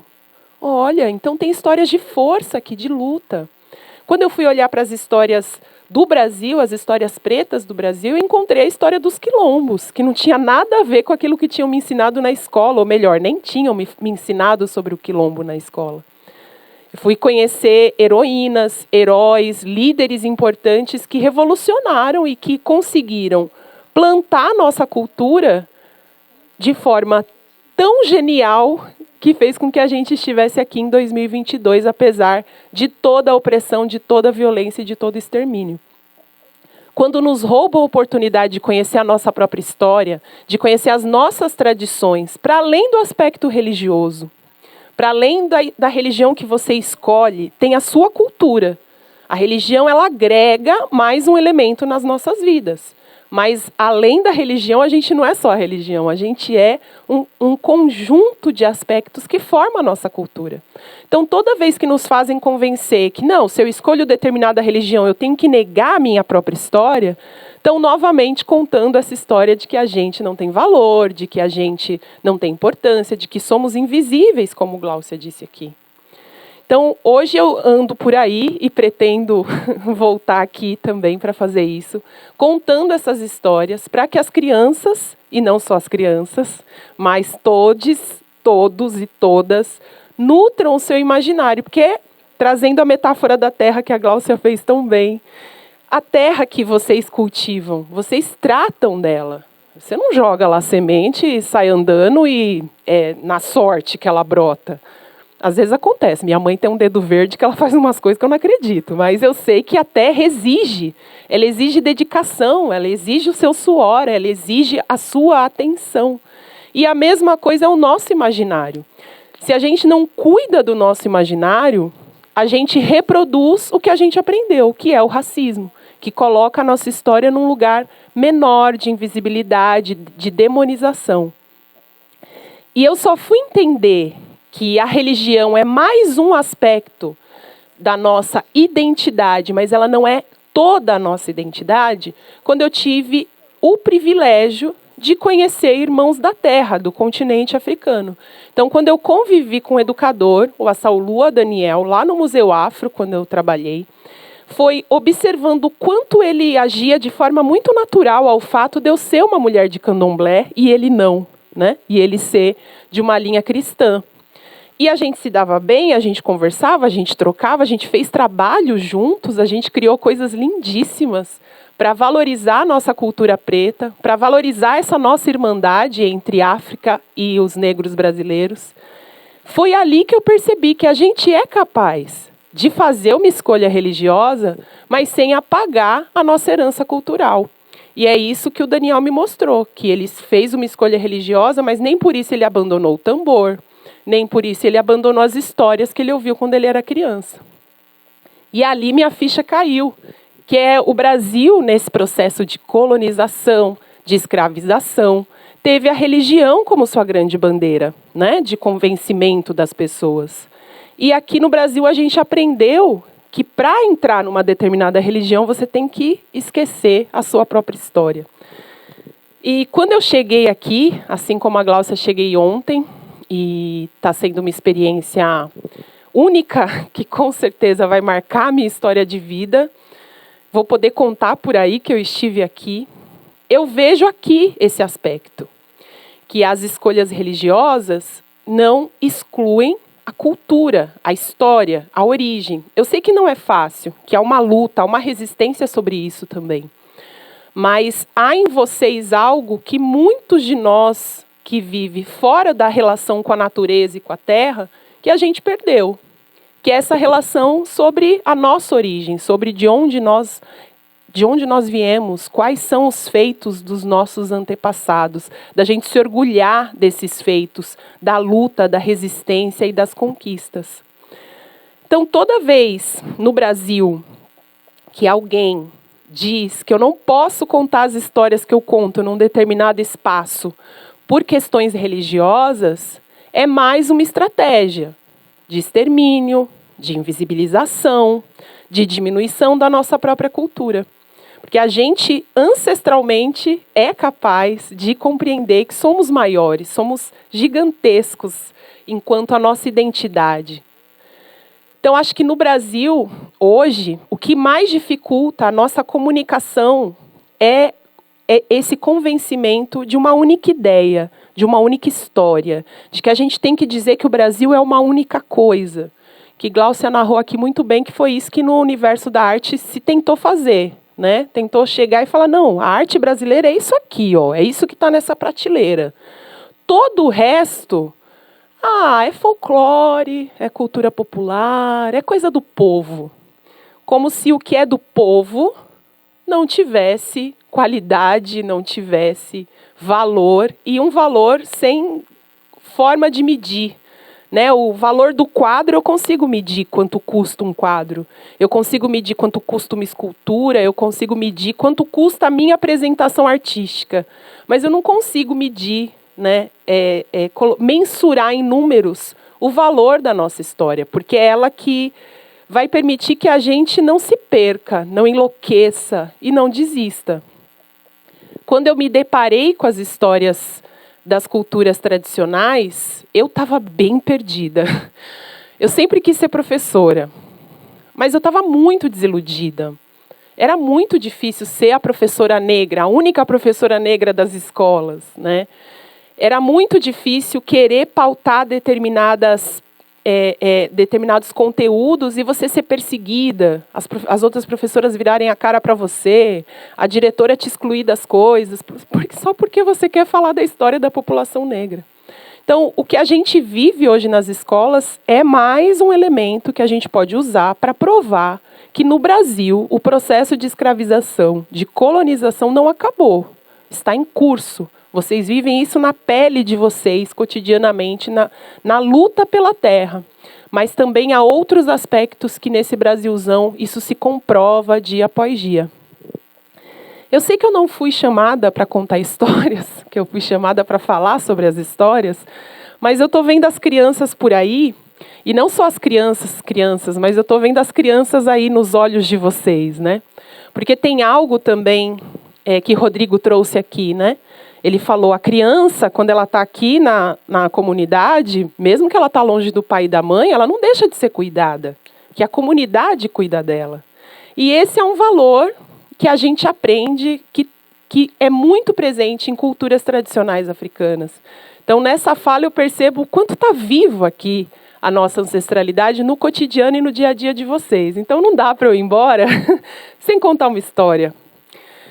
Essa história aconteceu numa África iorubá, num território que nutre muito o nosso imaginário sobre a nossa origem. Que africano é esse que a gente herda, que a gente é herdeiro? Que África é essa? Então a gente vai lá para esse lugarzinho entre Nigéria e Benin. E que existia lá uma família que vivia numa comunidade, assim como essa. Uma comunidade onde criança não ficava sem cuidado. A criança dessa história, muita gente conhece ela como uma mulher bela, guerreira, na mitologia dos orixás. Mas nessa história que eu vou contar, ela era criança. E lá a chamavam de Oiá, a pequena Oiá. A pele dela era escura, assim como esse céu da noite. Os olhos dela, 2 jabuticabas estaladas. Os dentes brancos, brancos, brancos. Quando sorria, tudo iluminava. E espivetada, gente. Corria de um lado para o outro, subia, trepava, não tinha medo de absolutamente nada. Desde pequena diziam, Oiá é destemida. Mas os pais da pequena Oiá eram lideranças muito importantes, que viajavam entre as aldeias para fazer negociações comerciais, às vezes até fazer tratados de paz, para não haver guerra. E a pequena Oiá estava quase sempre longe do seu pai e da sua mãe, mas nunca sozinha, pois estava toda a comunidade de olho naquela menina. E sempre tinha alguém para dizer, Oiá, sai daí, menina, vai acabar caindo no chão e se estabanando toda. Mas ela não tinha jeito, não. O que ela mais gostava era de correr, numa velocidade tão grande, que ela subia a montanha sem nem ver. Parecia que deixava a montanha reta. E quando ela chegava lá no topo, ela olhava no horizonte, sentia o vento no rosto, e ela pensava, eu quero ser livre. Eu quero ser livre como o vento. Eu quero voar por todo canto, conhecer o mundo inteiro. Todos os dias, no fim da tarde, o povo via a pequena Oiá passando, igual um raio. E lá ia ela, subia a montanha e abraçava o pôr do sol, sonhando com um dia que ia ser o vento. Criança, sabe como é, né? Já em casa, os pais da pequena Oiá estavam pesados na culpa. pensando que deixavam ela sempre sozinha, decidiram criar um símbolo do seu amor. Uma pulseira grossa e pesada de ouro. Colocaram no braço fino da Oiá. Ela olhou, achou bonito, agradeceu. Mas no dia seguinte, seus pais fizeram o mesmo. Antes de sair para trabalhar, mais uma pulseira de ouro. E os dias foram passando e os braços da pequena Oiá foram se lotando de pulseiras grossas e pesadas. Ela já não conseguia correr como ela corria. Que dirá escalar a montanha com a facilidade que ela fazia. Aí a pequena Oiá começou a ficar indignada. Aquele bando de pulseira só atrapalhava. Ela decidiu então que doaria aquelas pulseiras para uma guardiã que saberia cuidar melhor que ela. Ela sabia do amor de seus pais, não precisava de joia nenhuma para que provasse. Então ela ficou pensando quem poderia ser e ouviu, vindo das margens do rio, um canto doce. Oxum elolá, imalelo-mi. Oxum elolá, iabá, imalelo-mi. Claro! Oxum, como é que ela não pensou nisso? A pequena Oxum era vaidosa, adorava tudo que brilhava. O que parecia sol, Oxum queria para ela. Oiá correu para o rio. Quando Oxum viu aquelas pulseiras, ela nem piscou, já colocou tudo. E dizem que foi nesse dia que ela nunca mais largou as pulseiras de ouro. É por isso que ela nunca sai de casa sem. E dizem também que até hoje ela usa as pulseiras que Oiá deu.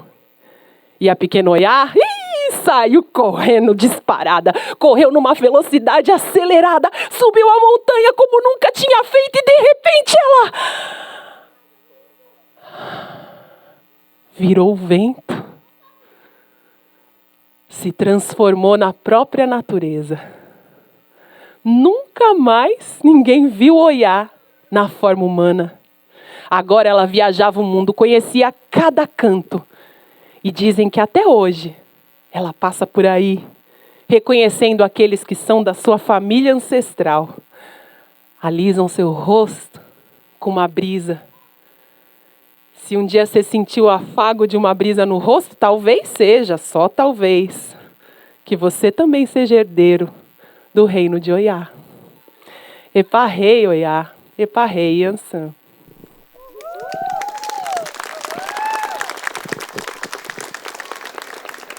Muito obrigada. Estou muito, muito, muito emocionada. E eu espero verdadeiramente poder voltar aqui. Eu conto história para vocês, vocês contam história para mim, né, Ditão? E aí a gente vai esparramando as nossas histórias por aí para as nossas crianças crescerem com orgulho e com certeza de que elas têm valor e que nós temos valor, de que a gente existe, como disse a Gláucia. Obrigada, gente.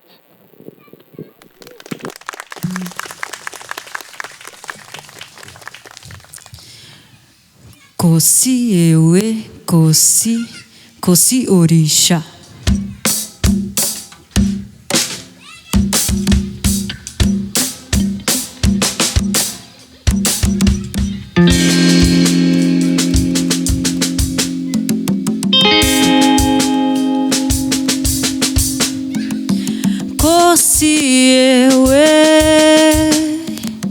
Kosi ewe orixá.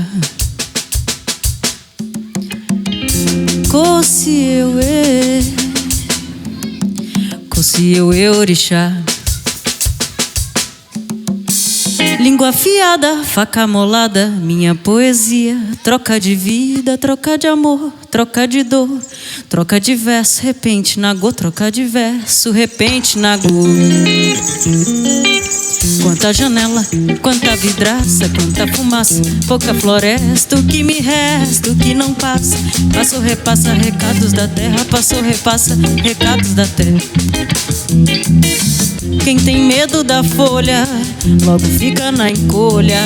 Se vê rio manchado ou se vira canoa, segura o reggae, a criança segura a batida aqui da segurança. Bença Valdina, bença Regina, Mãe Terezinha, Nega Martinha, Paranoá, Viva Xambá, refazenda, refazenda, refazenda, refazenda. Caboclo, me diz o que aconteceu. Era meio-dia, o céu escureceu. Nem boca e língua vai sobrar pra contar depois que a ira de Euê passar. Caboclo, me diz o que aconteceu. Era meio-dia, o céu escureceu. Nem boca e língua vai sobrar pra contar depois que a ira de Euê passar.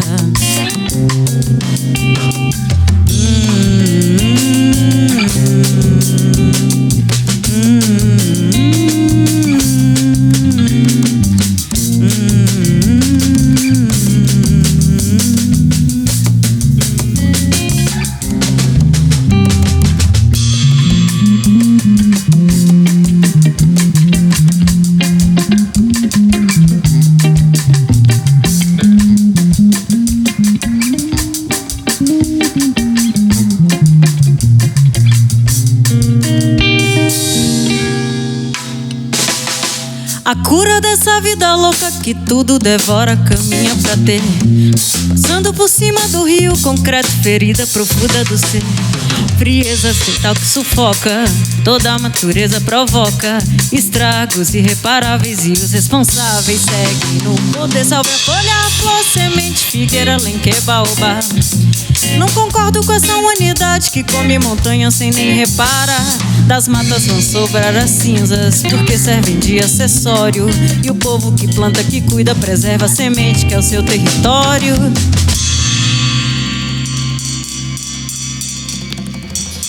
Euê, o segredo da vida. Euê, o que vem da floresta. Da folha tem, da folha vem a fé. Da folha tem, da folha vem. Coci Euê, coci Euê orixá, coci Euê orixá, coci Euê, coci Euê orixá, coci Euê, coci Euê orixá, coci Euê, coci Euê orixá. Sem folha não tem orixá.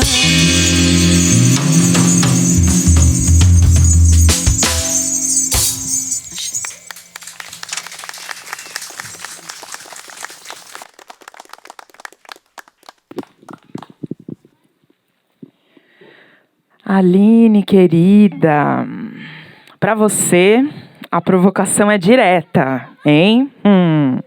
Chega pra cá, Rose, vem cá com a gente. Rose Mota, perguntei o sobrenome dela, porque assim como Lélia nos ensinou, a gente tem que ter nome e sobrenome, né? Então essa é a Rose. Rose é uma das mulheres que cozinha aqui no Quilombo, Ivaparanduva, e a gente foi acolhido aqui por muitas mulheres que cozinham. Me lembra minha mãe dizendo que cozinhar é um ato de amor, né? Fazer comida para alguém, né? É muito amor que vocês dividem com a gente. Rose, querida, o que você preparou para esse povo todo desde ontem? Esse povo aquilombado aqui nesse chão maravilhoso desde ontem. Conta pra gente. Boa noite, né, a todos e a todas. Ontem não foi nós que cozinhamos, né? Foi outra equipe, né? Que aqui a gente faz um rodízio. Aí hoje, né, sou eu, né, cozinheira, e a minha outra companheira também, né, Zélia, e as duas auxiliares, Jaqueline e Creide, né, que preparamos, né, a alimentação hoje de vocês.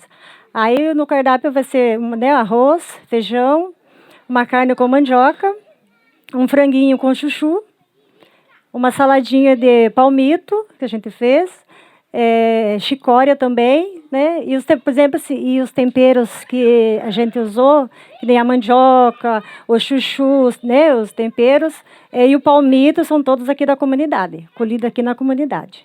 E o suco de acerola também é daqui da comunidade. E tem a farofa, né? A farofa de linguiça, a farofinha, e a farofa também de chicória que a gente fez. Que delícia, gente. Está chegando a hora, hein? Obrigada, Rose. Muito obrigada. Muito bom. Aline, em entrevista para o portal Mundo Negro, você declarou que sua culinária é expressão de resistência. Resistimos? Como resistimos? Conta um pouquinho para a gente essa história.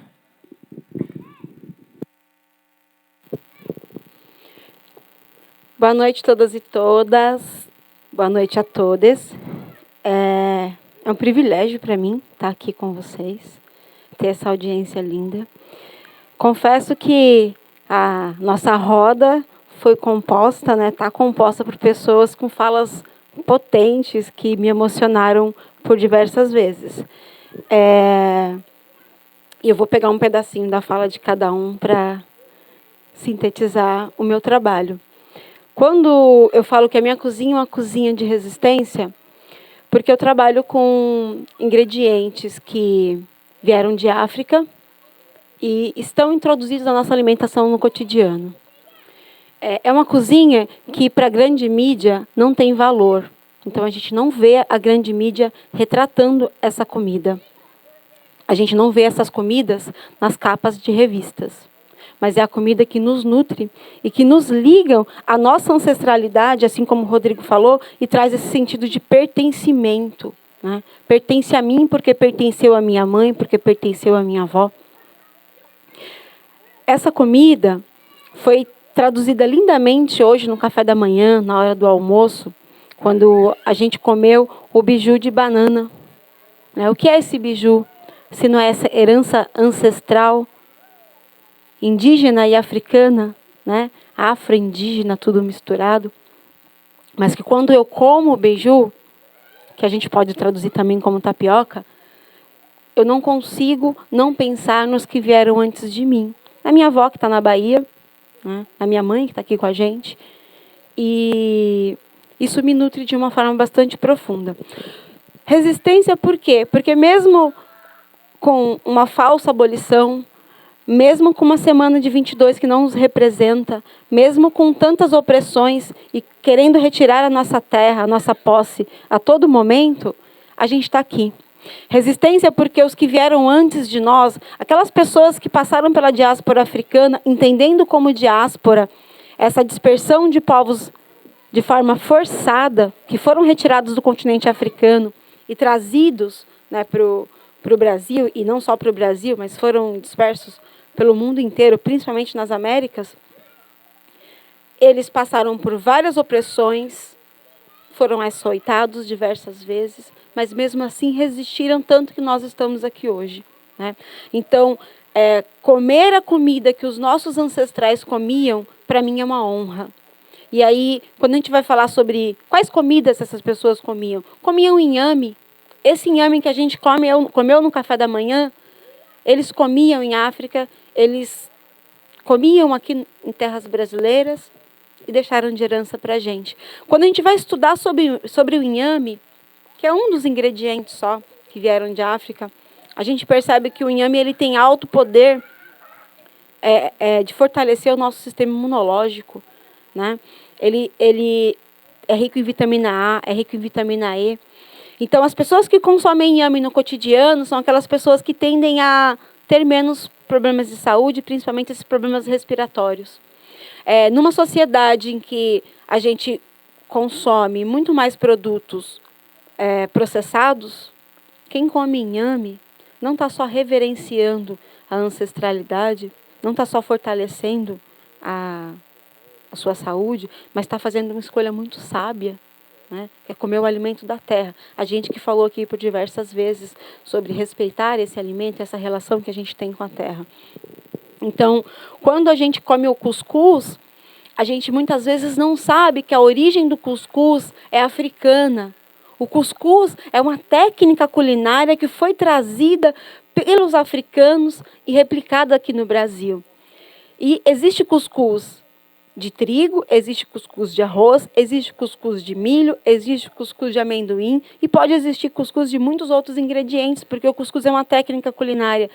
Eu sou chefe de cozinha, estudei, trabalhei em diversos restaurantes e essa questão da técnica culinária na faculdade, ela é muito estudada, mas em momento nenhum, nesses 22 anos de cozinha que eu trabalho, em momento nenhum foi dito para mim que em África existiam técnicas culinárias, técnicas de preparo, que a gente reproduz ainda hoje, que aqui no Quilombo eu vejo as mulheres reproduzindo, né? E não saber, não nos passar essa informação, a gente não saber dessa informação, é a gente não se reconhecer. E aí, assim como os nossos amigos falaram, a gente não se reconhecendo, a gente não tem identidade. A gente sem identidade, a gente se torna fracos. E aí nós estamos fracos, eles conseguem contar as histórias que eles querem e a gente simplesmente vai acreditar.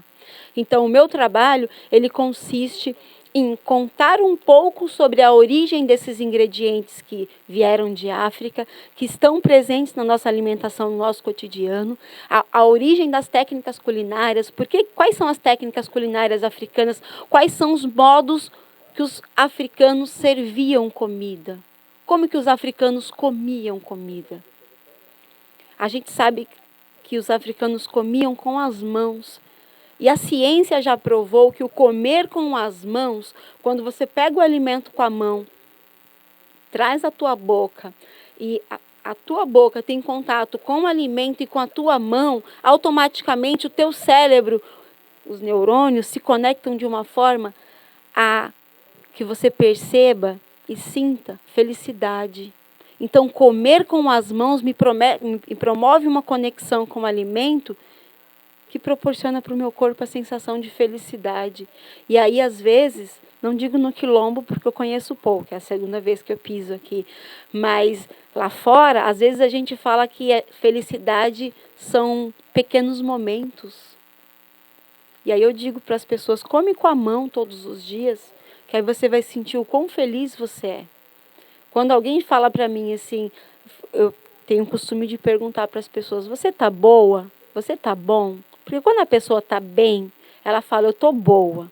Quando a pessoa está mais ou menos, ela fala, eu estou bem. Quando a pessoa está bem, realmente está feliz, ela entende que eu estou perguntando para ela se ela está boa por dentro. Não é só se ela está bem. E aí ela responde, eu estou boa. E quando a pessoa responde, está bem, eu falo para ela, come com a mão. Chegar em casa, faz um frango com quiabo. Esse quiabo também que é africano. Sabe aquele frango com quiabo que traz as memórias da comida da nossa avó, das nossas tias, das nossas mães? Senta no chão, acompanha esse quiabo com angu, que popularmente a gente começou a chamar de polenta, mas a polenta é italiana e o angu vem da nossa ancestralidade africana. Senta no chão, come com a mão, lambe os dedos, e aí depois a gente volta a conversar. Eu quero saber se você não vai se sentir feliz, né? Então a comida, ela, além dela nos levar a um ambiente de identidade, um ambiente onde a gente se sente pertencido, ela tem esse poder de restaurar a nossa autoestima. E o meu trabalho, ele versa sobre isso. Contar as histórias dos ingredientes, incentivar as pessoas a consumirem cada vez mais esses ingredientes que têm a nossa ancestralidade africana, acreditando que a gente sabendo mais sobre nós conseguiremos projetar melhor quem seremos no futuro, para as próximas gerações serem mais fortalecidas do que nós fomos, do que nós somos, e a gente conseguir romper com essa prisão que eles nos colocam. É difícil, mas eu acho, assim como muitos falaram aqui na roda, a gente trabalhando juntos, trabalhando em união, a gente trabalhando, tentando, buscando promover essa união e esse conhecimento do que é nosso culturalmente, a gente consegue se revigorar e seguir lutando para aí sim, em outro momento, a gente conquistar essa tal liberdade que a gente tão deseja. É isso, gente.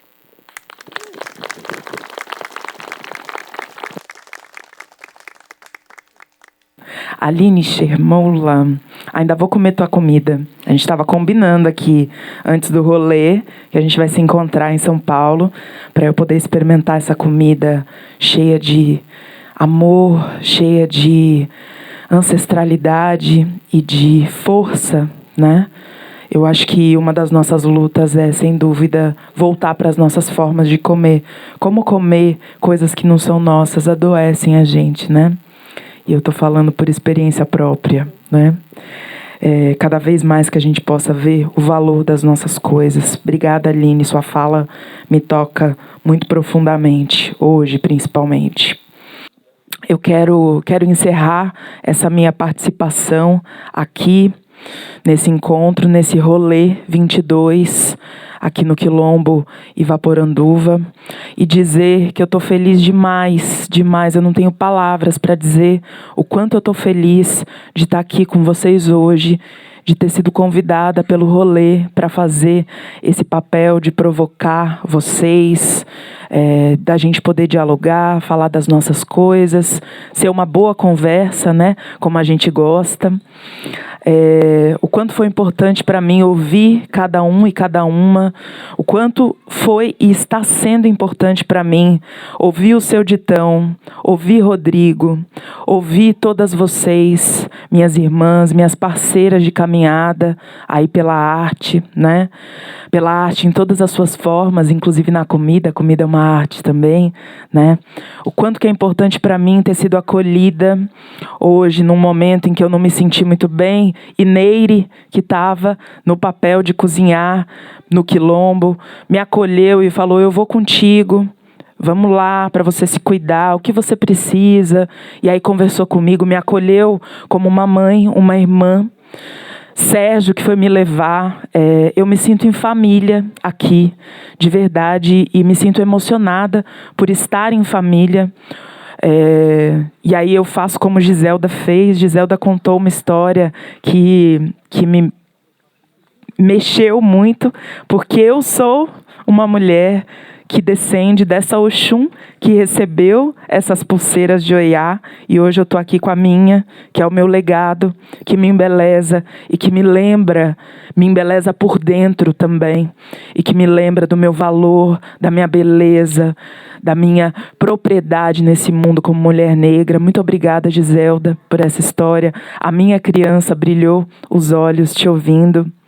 E vou quebrar um protocolozinho que nem Giselda fez. Hoje eu fui convidada para fazer esse papel da provocadora, da mediadora, mas eu também sou cantora. E um dia, lá atrás, quando eu ouvi uma dessas histórias sobre o Quilombo, que eu nunca tinha pisado, ao lado de uma parceira muito querida, eu escrevi um samba sobre Quilombo. E hoje eu estou sendo acolhida no Quilombo e eu me sinto em casa, e agora o meu ciclo desse samba, dessa canção, ele se completa. E esse samba, ele diz o seguinte, que eu acho que é um pouco do que eu ouvi aqui de todos vocês hoje. A gente se encontra nessa visão. Eu vim da mãe África, eu vim do Quilombo. Já fizeram tanto pra eu tombar, mas eu não tombo. Eu vim da mãe África, eu vim do Quilombo. Já fizeram tanto pra eu tombar, mas eu não tombo. Se eu me for agora, vem meu filho atrás. Vem por todo lado de lá, o meu povo é muito mais. Tenho em mim virtudes, tenho sangue guerreiro. Eu propago a paz e a paz eu aconselho. Eu vim da mãe África, eu vim do quilombo. Já fizeram tanto pra eu tombar, mas eu não tombo. Eu vim da mãe África, eu vim do quilombo. Já fizeram tanto pra eu tombar, mas eu não tombo. Travessei o mundo no porão do negreiro. Cantei, trabalhei, labutei nesse terreiro. Hoje sou poeta, só me curva meu pai Oxalá. Camará, vim de Aruanda, mas um dia eu volto lá. Epa babá, eu vim da mãe África, eu vim do quilombo. Já fizeram tanto pra eu tombar, mas eu não tombo. Não tombaremos, seu ditão. Eu vim da mãe África, eu vim do quilombo. Já fizeram tanto pra eu tombar, mas eu não tombo. Obrigada, Andressa, minha irmã. Que a gente se lembre sempre que a gente não vem da senzala, não. Trancaram a gente lá um dia, mas a gente não é de lá, não. A gente é de África e a gente é do quilombo. Muito obrigada, Rolê 22, por essa oportunidade de estar aqui e ser acolhida nessa terra que também é minha e que também é minha responsabilidade cuidar a partir de agora. Muito obrigada, muito obrigada. Tainá, querida, cadê você? Venha pra cá.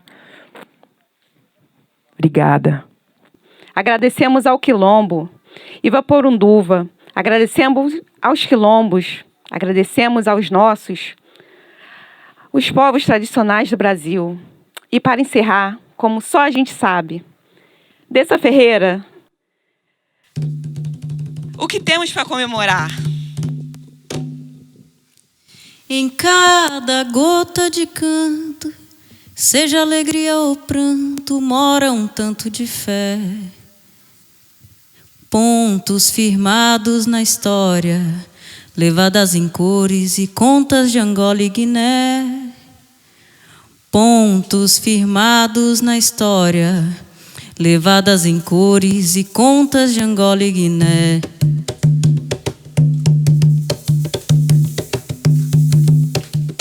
Vou chamar aqui meus tamboreiros, minhas tamboreiras. Venha.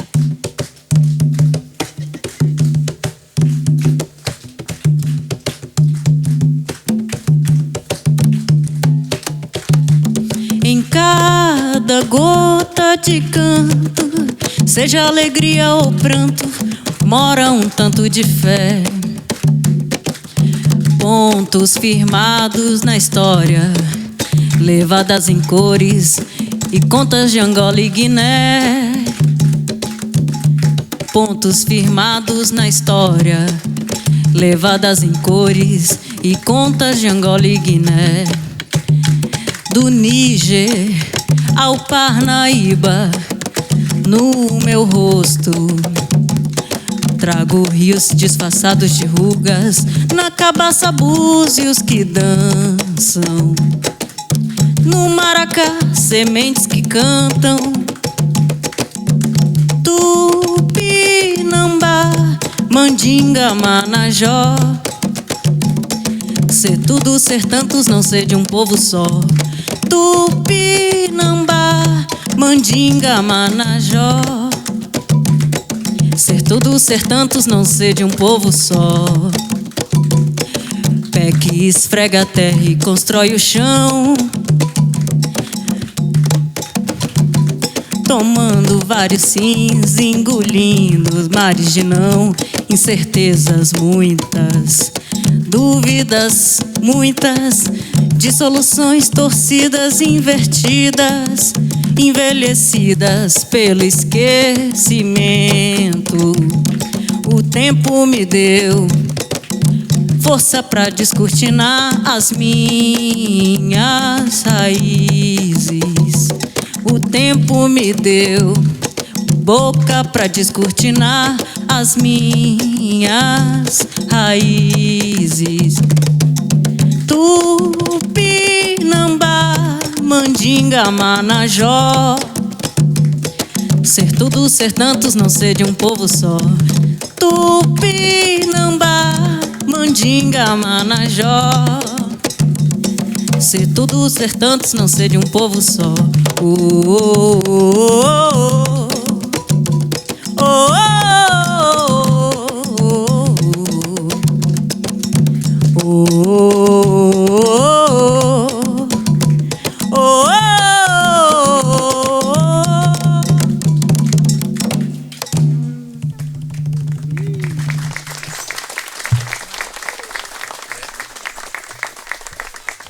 Que bonito, hein?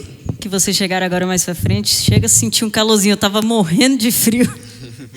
Que bom. Agradecida, gente, pela acolhida. Que família linda. E se embora mais um pouquinho aqui. Agradecer, então, aos mais velhos aqui da casa, aos mais novos. E agora falar de quem me guia, que é o Batalá Oxalá.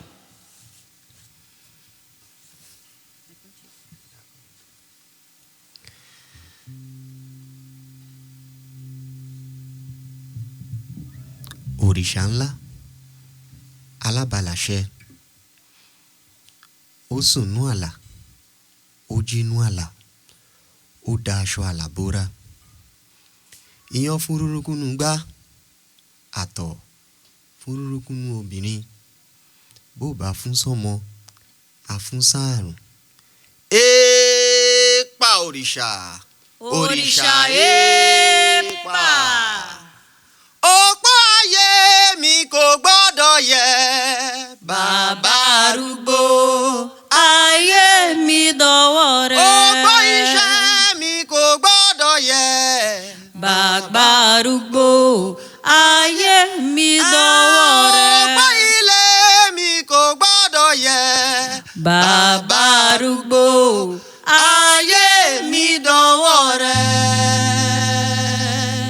Ô Batalá, meu coração que segue pulsa, meu caminhar, realidade que produzo sem começo e fim. A vida é breve e passageira, mas eu dirijo orientado e volto pro meu recomeço. Ô Batalá, meu coração que segue pulsa, meu caminhar, realidade que produzo sem começo e fim. A vida é breve e passageira, mas eu dirijo orientado e volto pro meu recomeço. Uma vida vale mais que muito vintém. Não melhora o mundo destruindo o bem. O meu corpo, desconforto de quem me fere, me bane e assola. Não será mais um corpo, será mais um broto que me consola. Não será mais um corpo, será mais um broto que me consola.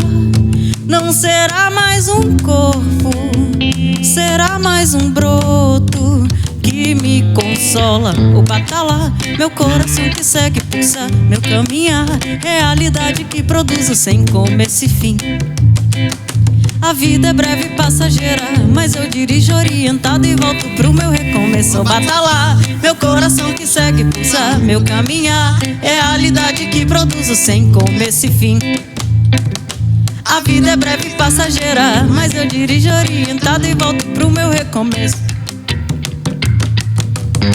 Uma vida vale mais que muito vintém. Não melhora o mundo destruindo o bem. O meu corpo, desconforto de quem me fere, me bane e assola. Não será mais um corpo, será mais um broto que me consola. Não será mais um corpo, será mais um broto que me consola. Não será mais um corpo, será mais um broto que me consola. O Batalá, o Batalá.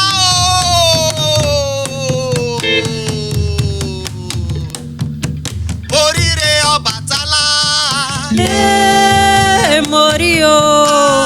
Morire o Batalá. Morió. Morire o Batalá. Morió. Morire o Batalá.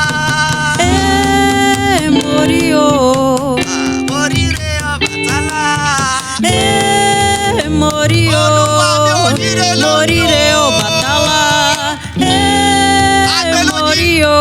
Morire o batalá, morio. Morire o batalá,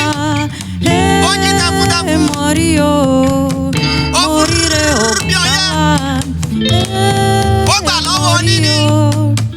Morire o batalá, morio. Morire o batalá, morio. Morire o batalá, morio.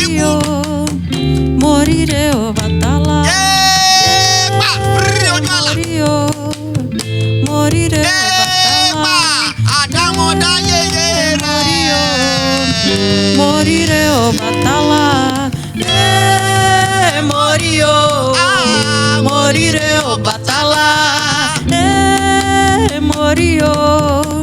Morire o batalá.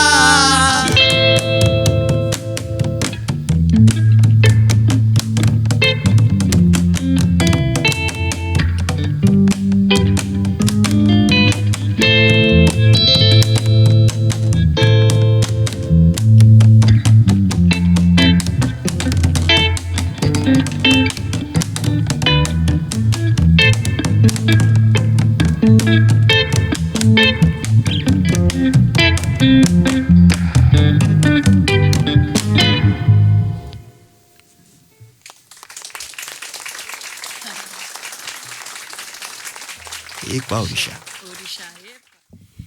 Yansan mirou seus ventos pro mar e gritou: Odoia, Odoia, vem pra cá. Estão querendo jogar lama e poeira no mar. Odoia, vem pra cá. Não deixe o barco dos seus filhos naufragar. Chama Oxum, vamos lá. Não deixe secar nossas fontes. Sinta o pulsar dessa nação que ainda sangra forte o corte da cana, a colheita do café em mãos, trabalhadoras carregadas de axé.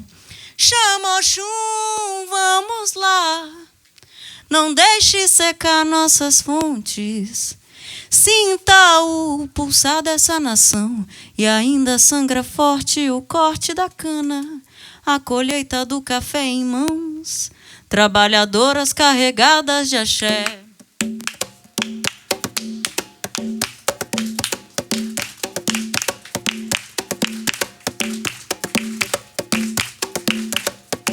Iemanjá vai falar a memória dos seus descendentes, valores do berço da humanidade. Quem cruzou mares e oceanos guiados apenas pelo vento não se entrega a esse mau tempo. Quem cruzou mares e oceanos guiados apenas pelo vento não se entrega a esse mau tempo. Hoje, no lugar de flores, planta-se cimento, Bará, Oxalá. Todos os orixás venham ensinar a sabedoria do tempo. Tempo é dinheiro, mas sempre cabe tempo pro respeito, direito de ir e vir, de ter e ser.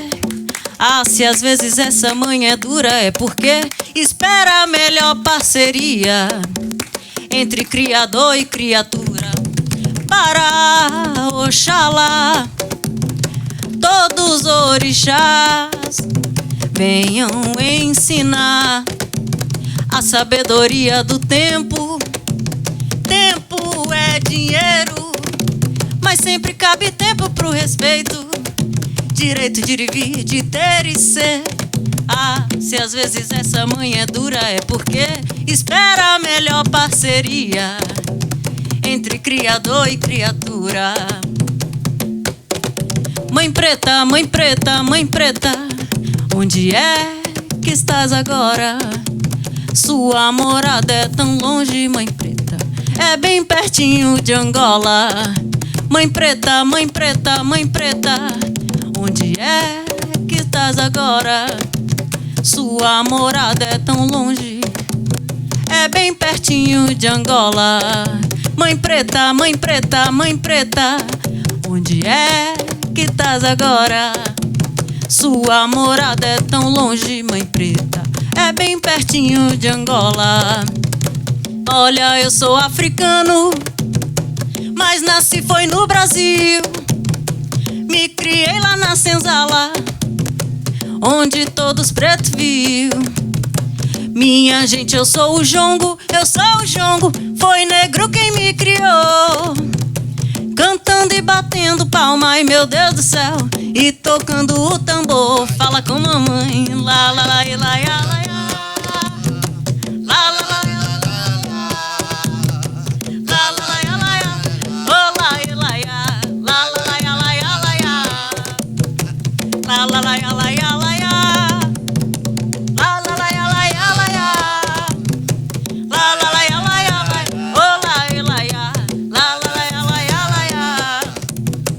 Olha, eu sou africano, mas nasci foi no Brasil. Me criei lá na senzala, onde todas pretas viu. Minha gente, eu sou o jongo, eu sou o jongo. Foi negro quem me criou, cantando e batendo palma, ai meu Deus do céu, e tocando o tambor. Fala com mamãe, lá lá lá lá lá lá.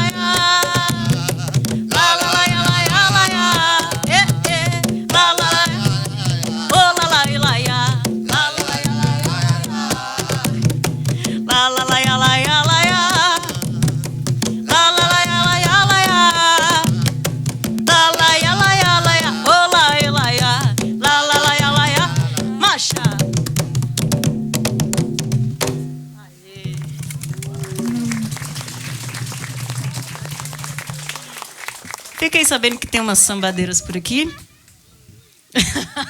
Ui! E que tem uma cantadeira de samba também. Queria fazer uma junção, chegar mais pertinho de vocês. Vem, Maíra, vem. Venham, venham. Cheguem aí. Tem aqui os microfones, ó.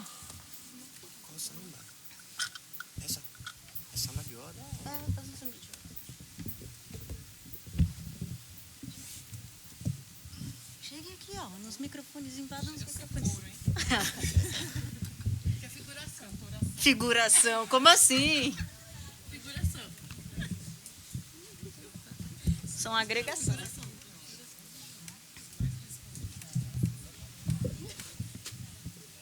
Ixi, meu pedestal agora não quer parar quieto, ó. Já é emocionado. Tá emocionado. Muita gente importante no palco.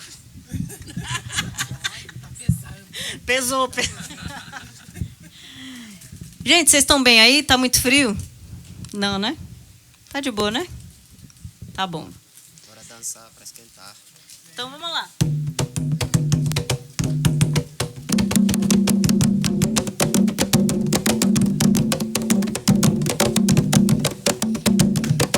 Aê, dá palma.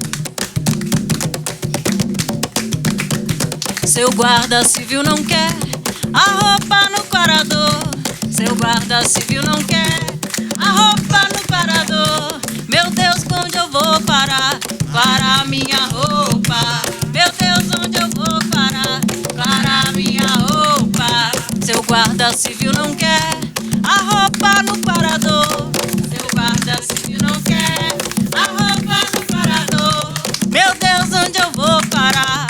Para minha roupa. Meu Deus, onde eu vou parar? Para minha roupa. Seu guarda civil não quer a roupa no quarador.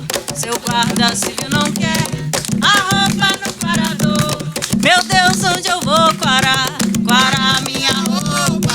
Meu Deus, onde eu vou parar? Para minha roupa. Mas me diga onde eu vou parar? Para minha roupa. Meu Deus, onde eu vou parar? Para minha roupa.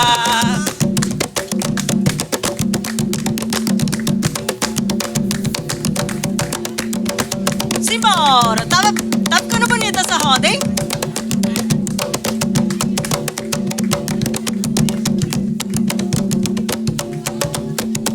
Ô bananeira, ô banana. A resposta é essa. Ô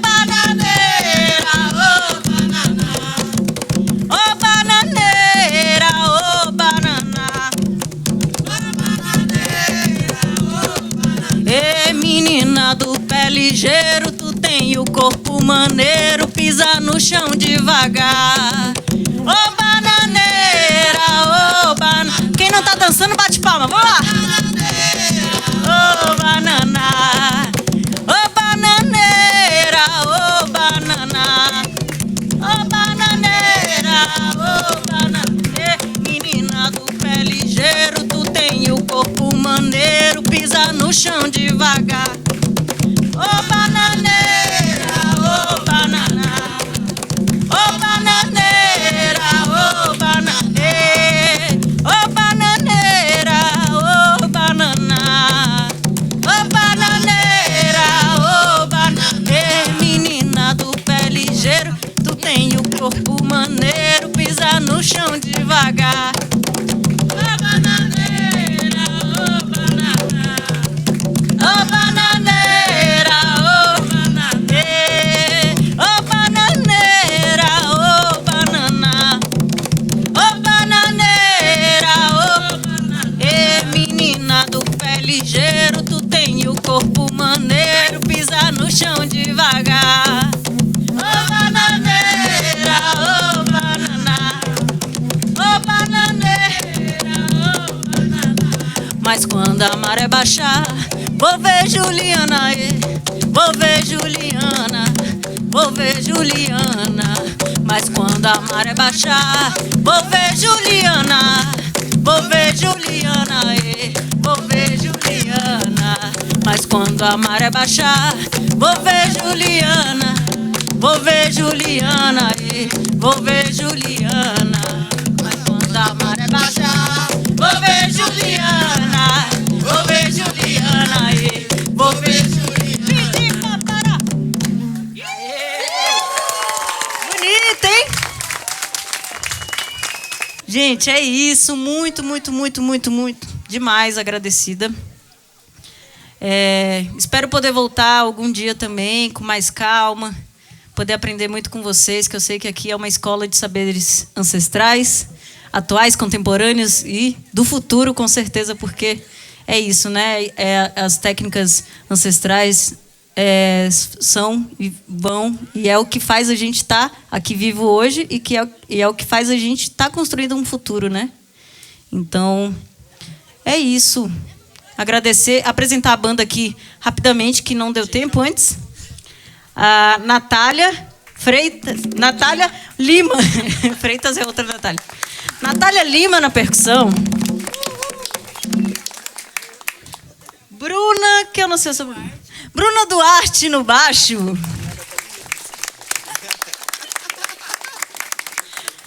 E Idou Akinri na bateria, na percussão.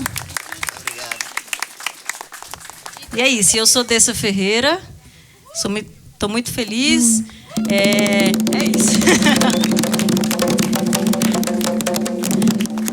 É isso?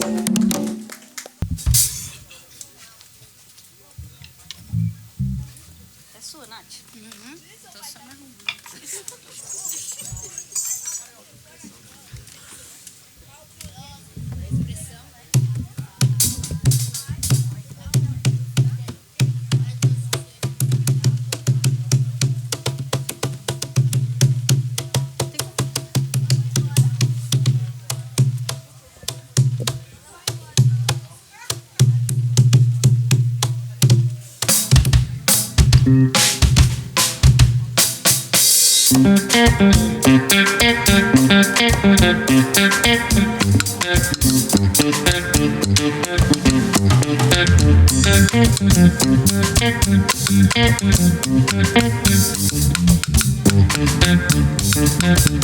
Meu canto é nagô, banto congô, um batuque negro. Toco pra Xangô e Babalaô, me mostra os caminhos de Fá. Meu canto é nagô, Porto, Brasília, Salvador, um batuque negro. Toco pra Xangô e Babalaô, me mostra os caminhos de Fá. Vem ver dois mundos em interação, tambor de comunicação, vem ver dois mundos em interação. Ilubatá, tambor de comunicação, vem, yeah, yeah, yeah, yeah, yeah.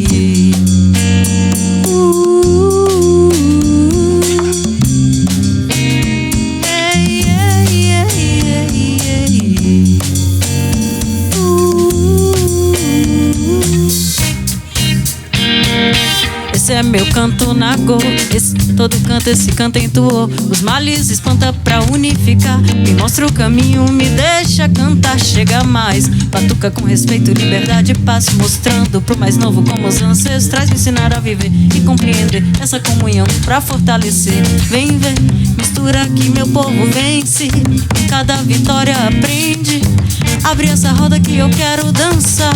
Iluminou, libertou, ecoa de noite e de dia. Empodere da voz ao canto da periferia. Porque meu canto é Nagô, Porto, Brasília, Salvador.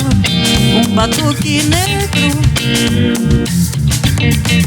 toco com amor, danço com louvor e sigo os caminhos de paz.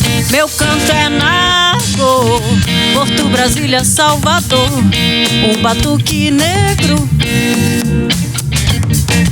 toco com amor, danço com louvor e sigo os caminhos de Fá. O saber, segredo é a libertação do povo negro em plena comunhão. O saber, o segredo é a libertação do povo negro em plena comunhão. Hey, yeah, yeah, yeah, yeah.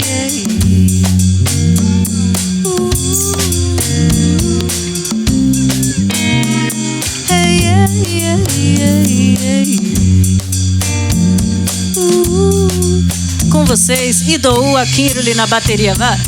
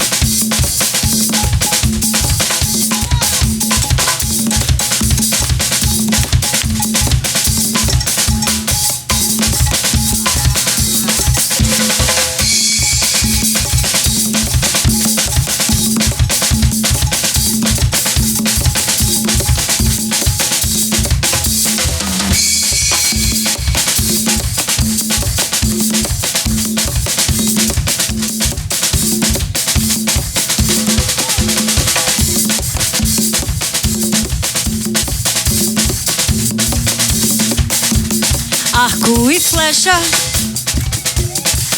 atravessou o ar. Ando depressa por onde vou. Folha sagrada para curar, isca de cobra para caçar.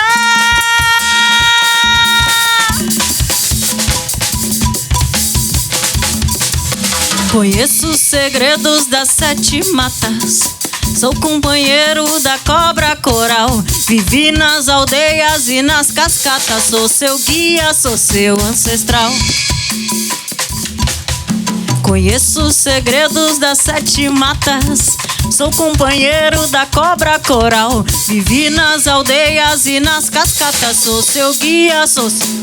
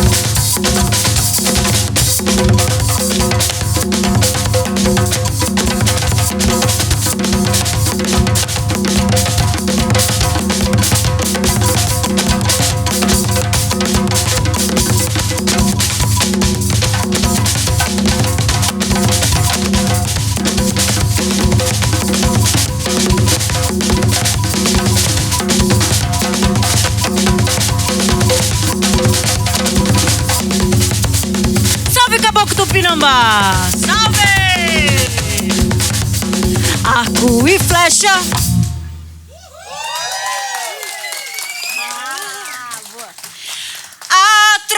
atravessou o ar. Ando depressa por onde vou. Folha sagrada para curar, isca de cobra para caçar.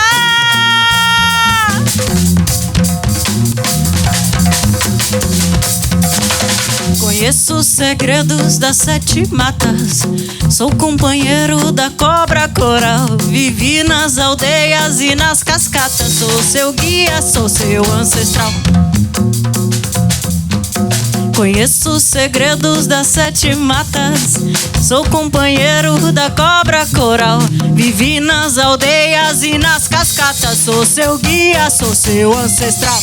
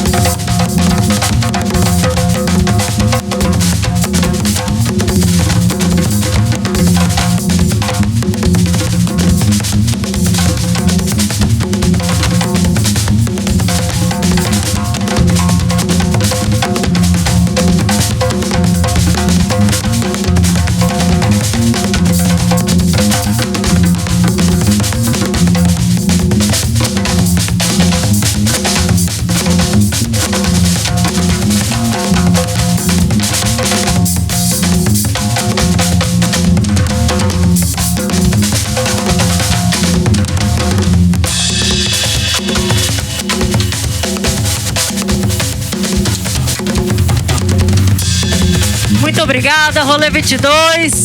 Até uma próxima, que seja em breve. E é isso, gente. Vamos indo nessa, porque a noite continua. A gente pode até continuar aqui, se vocês deixarem. Mas eu acho que em algum momento a gente vai ter que parar.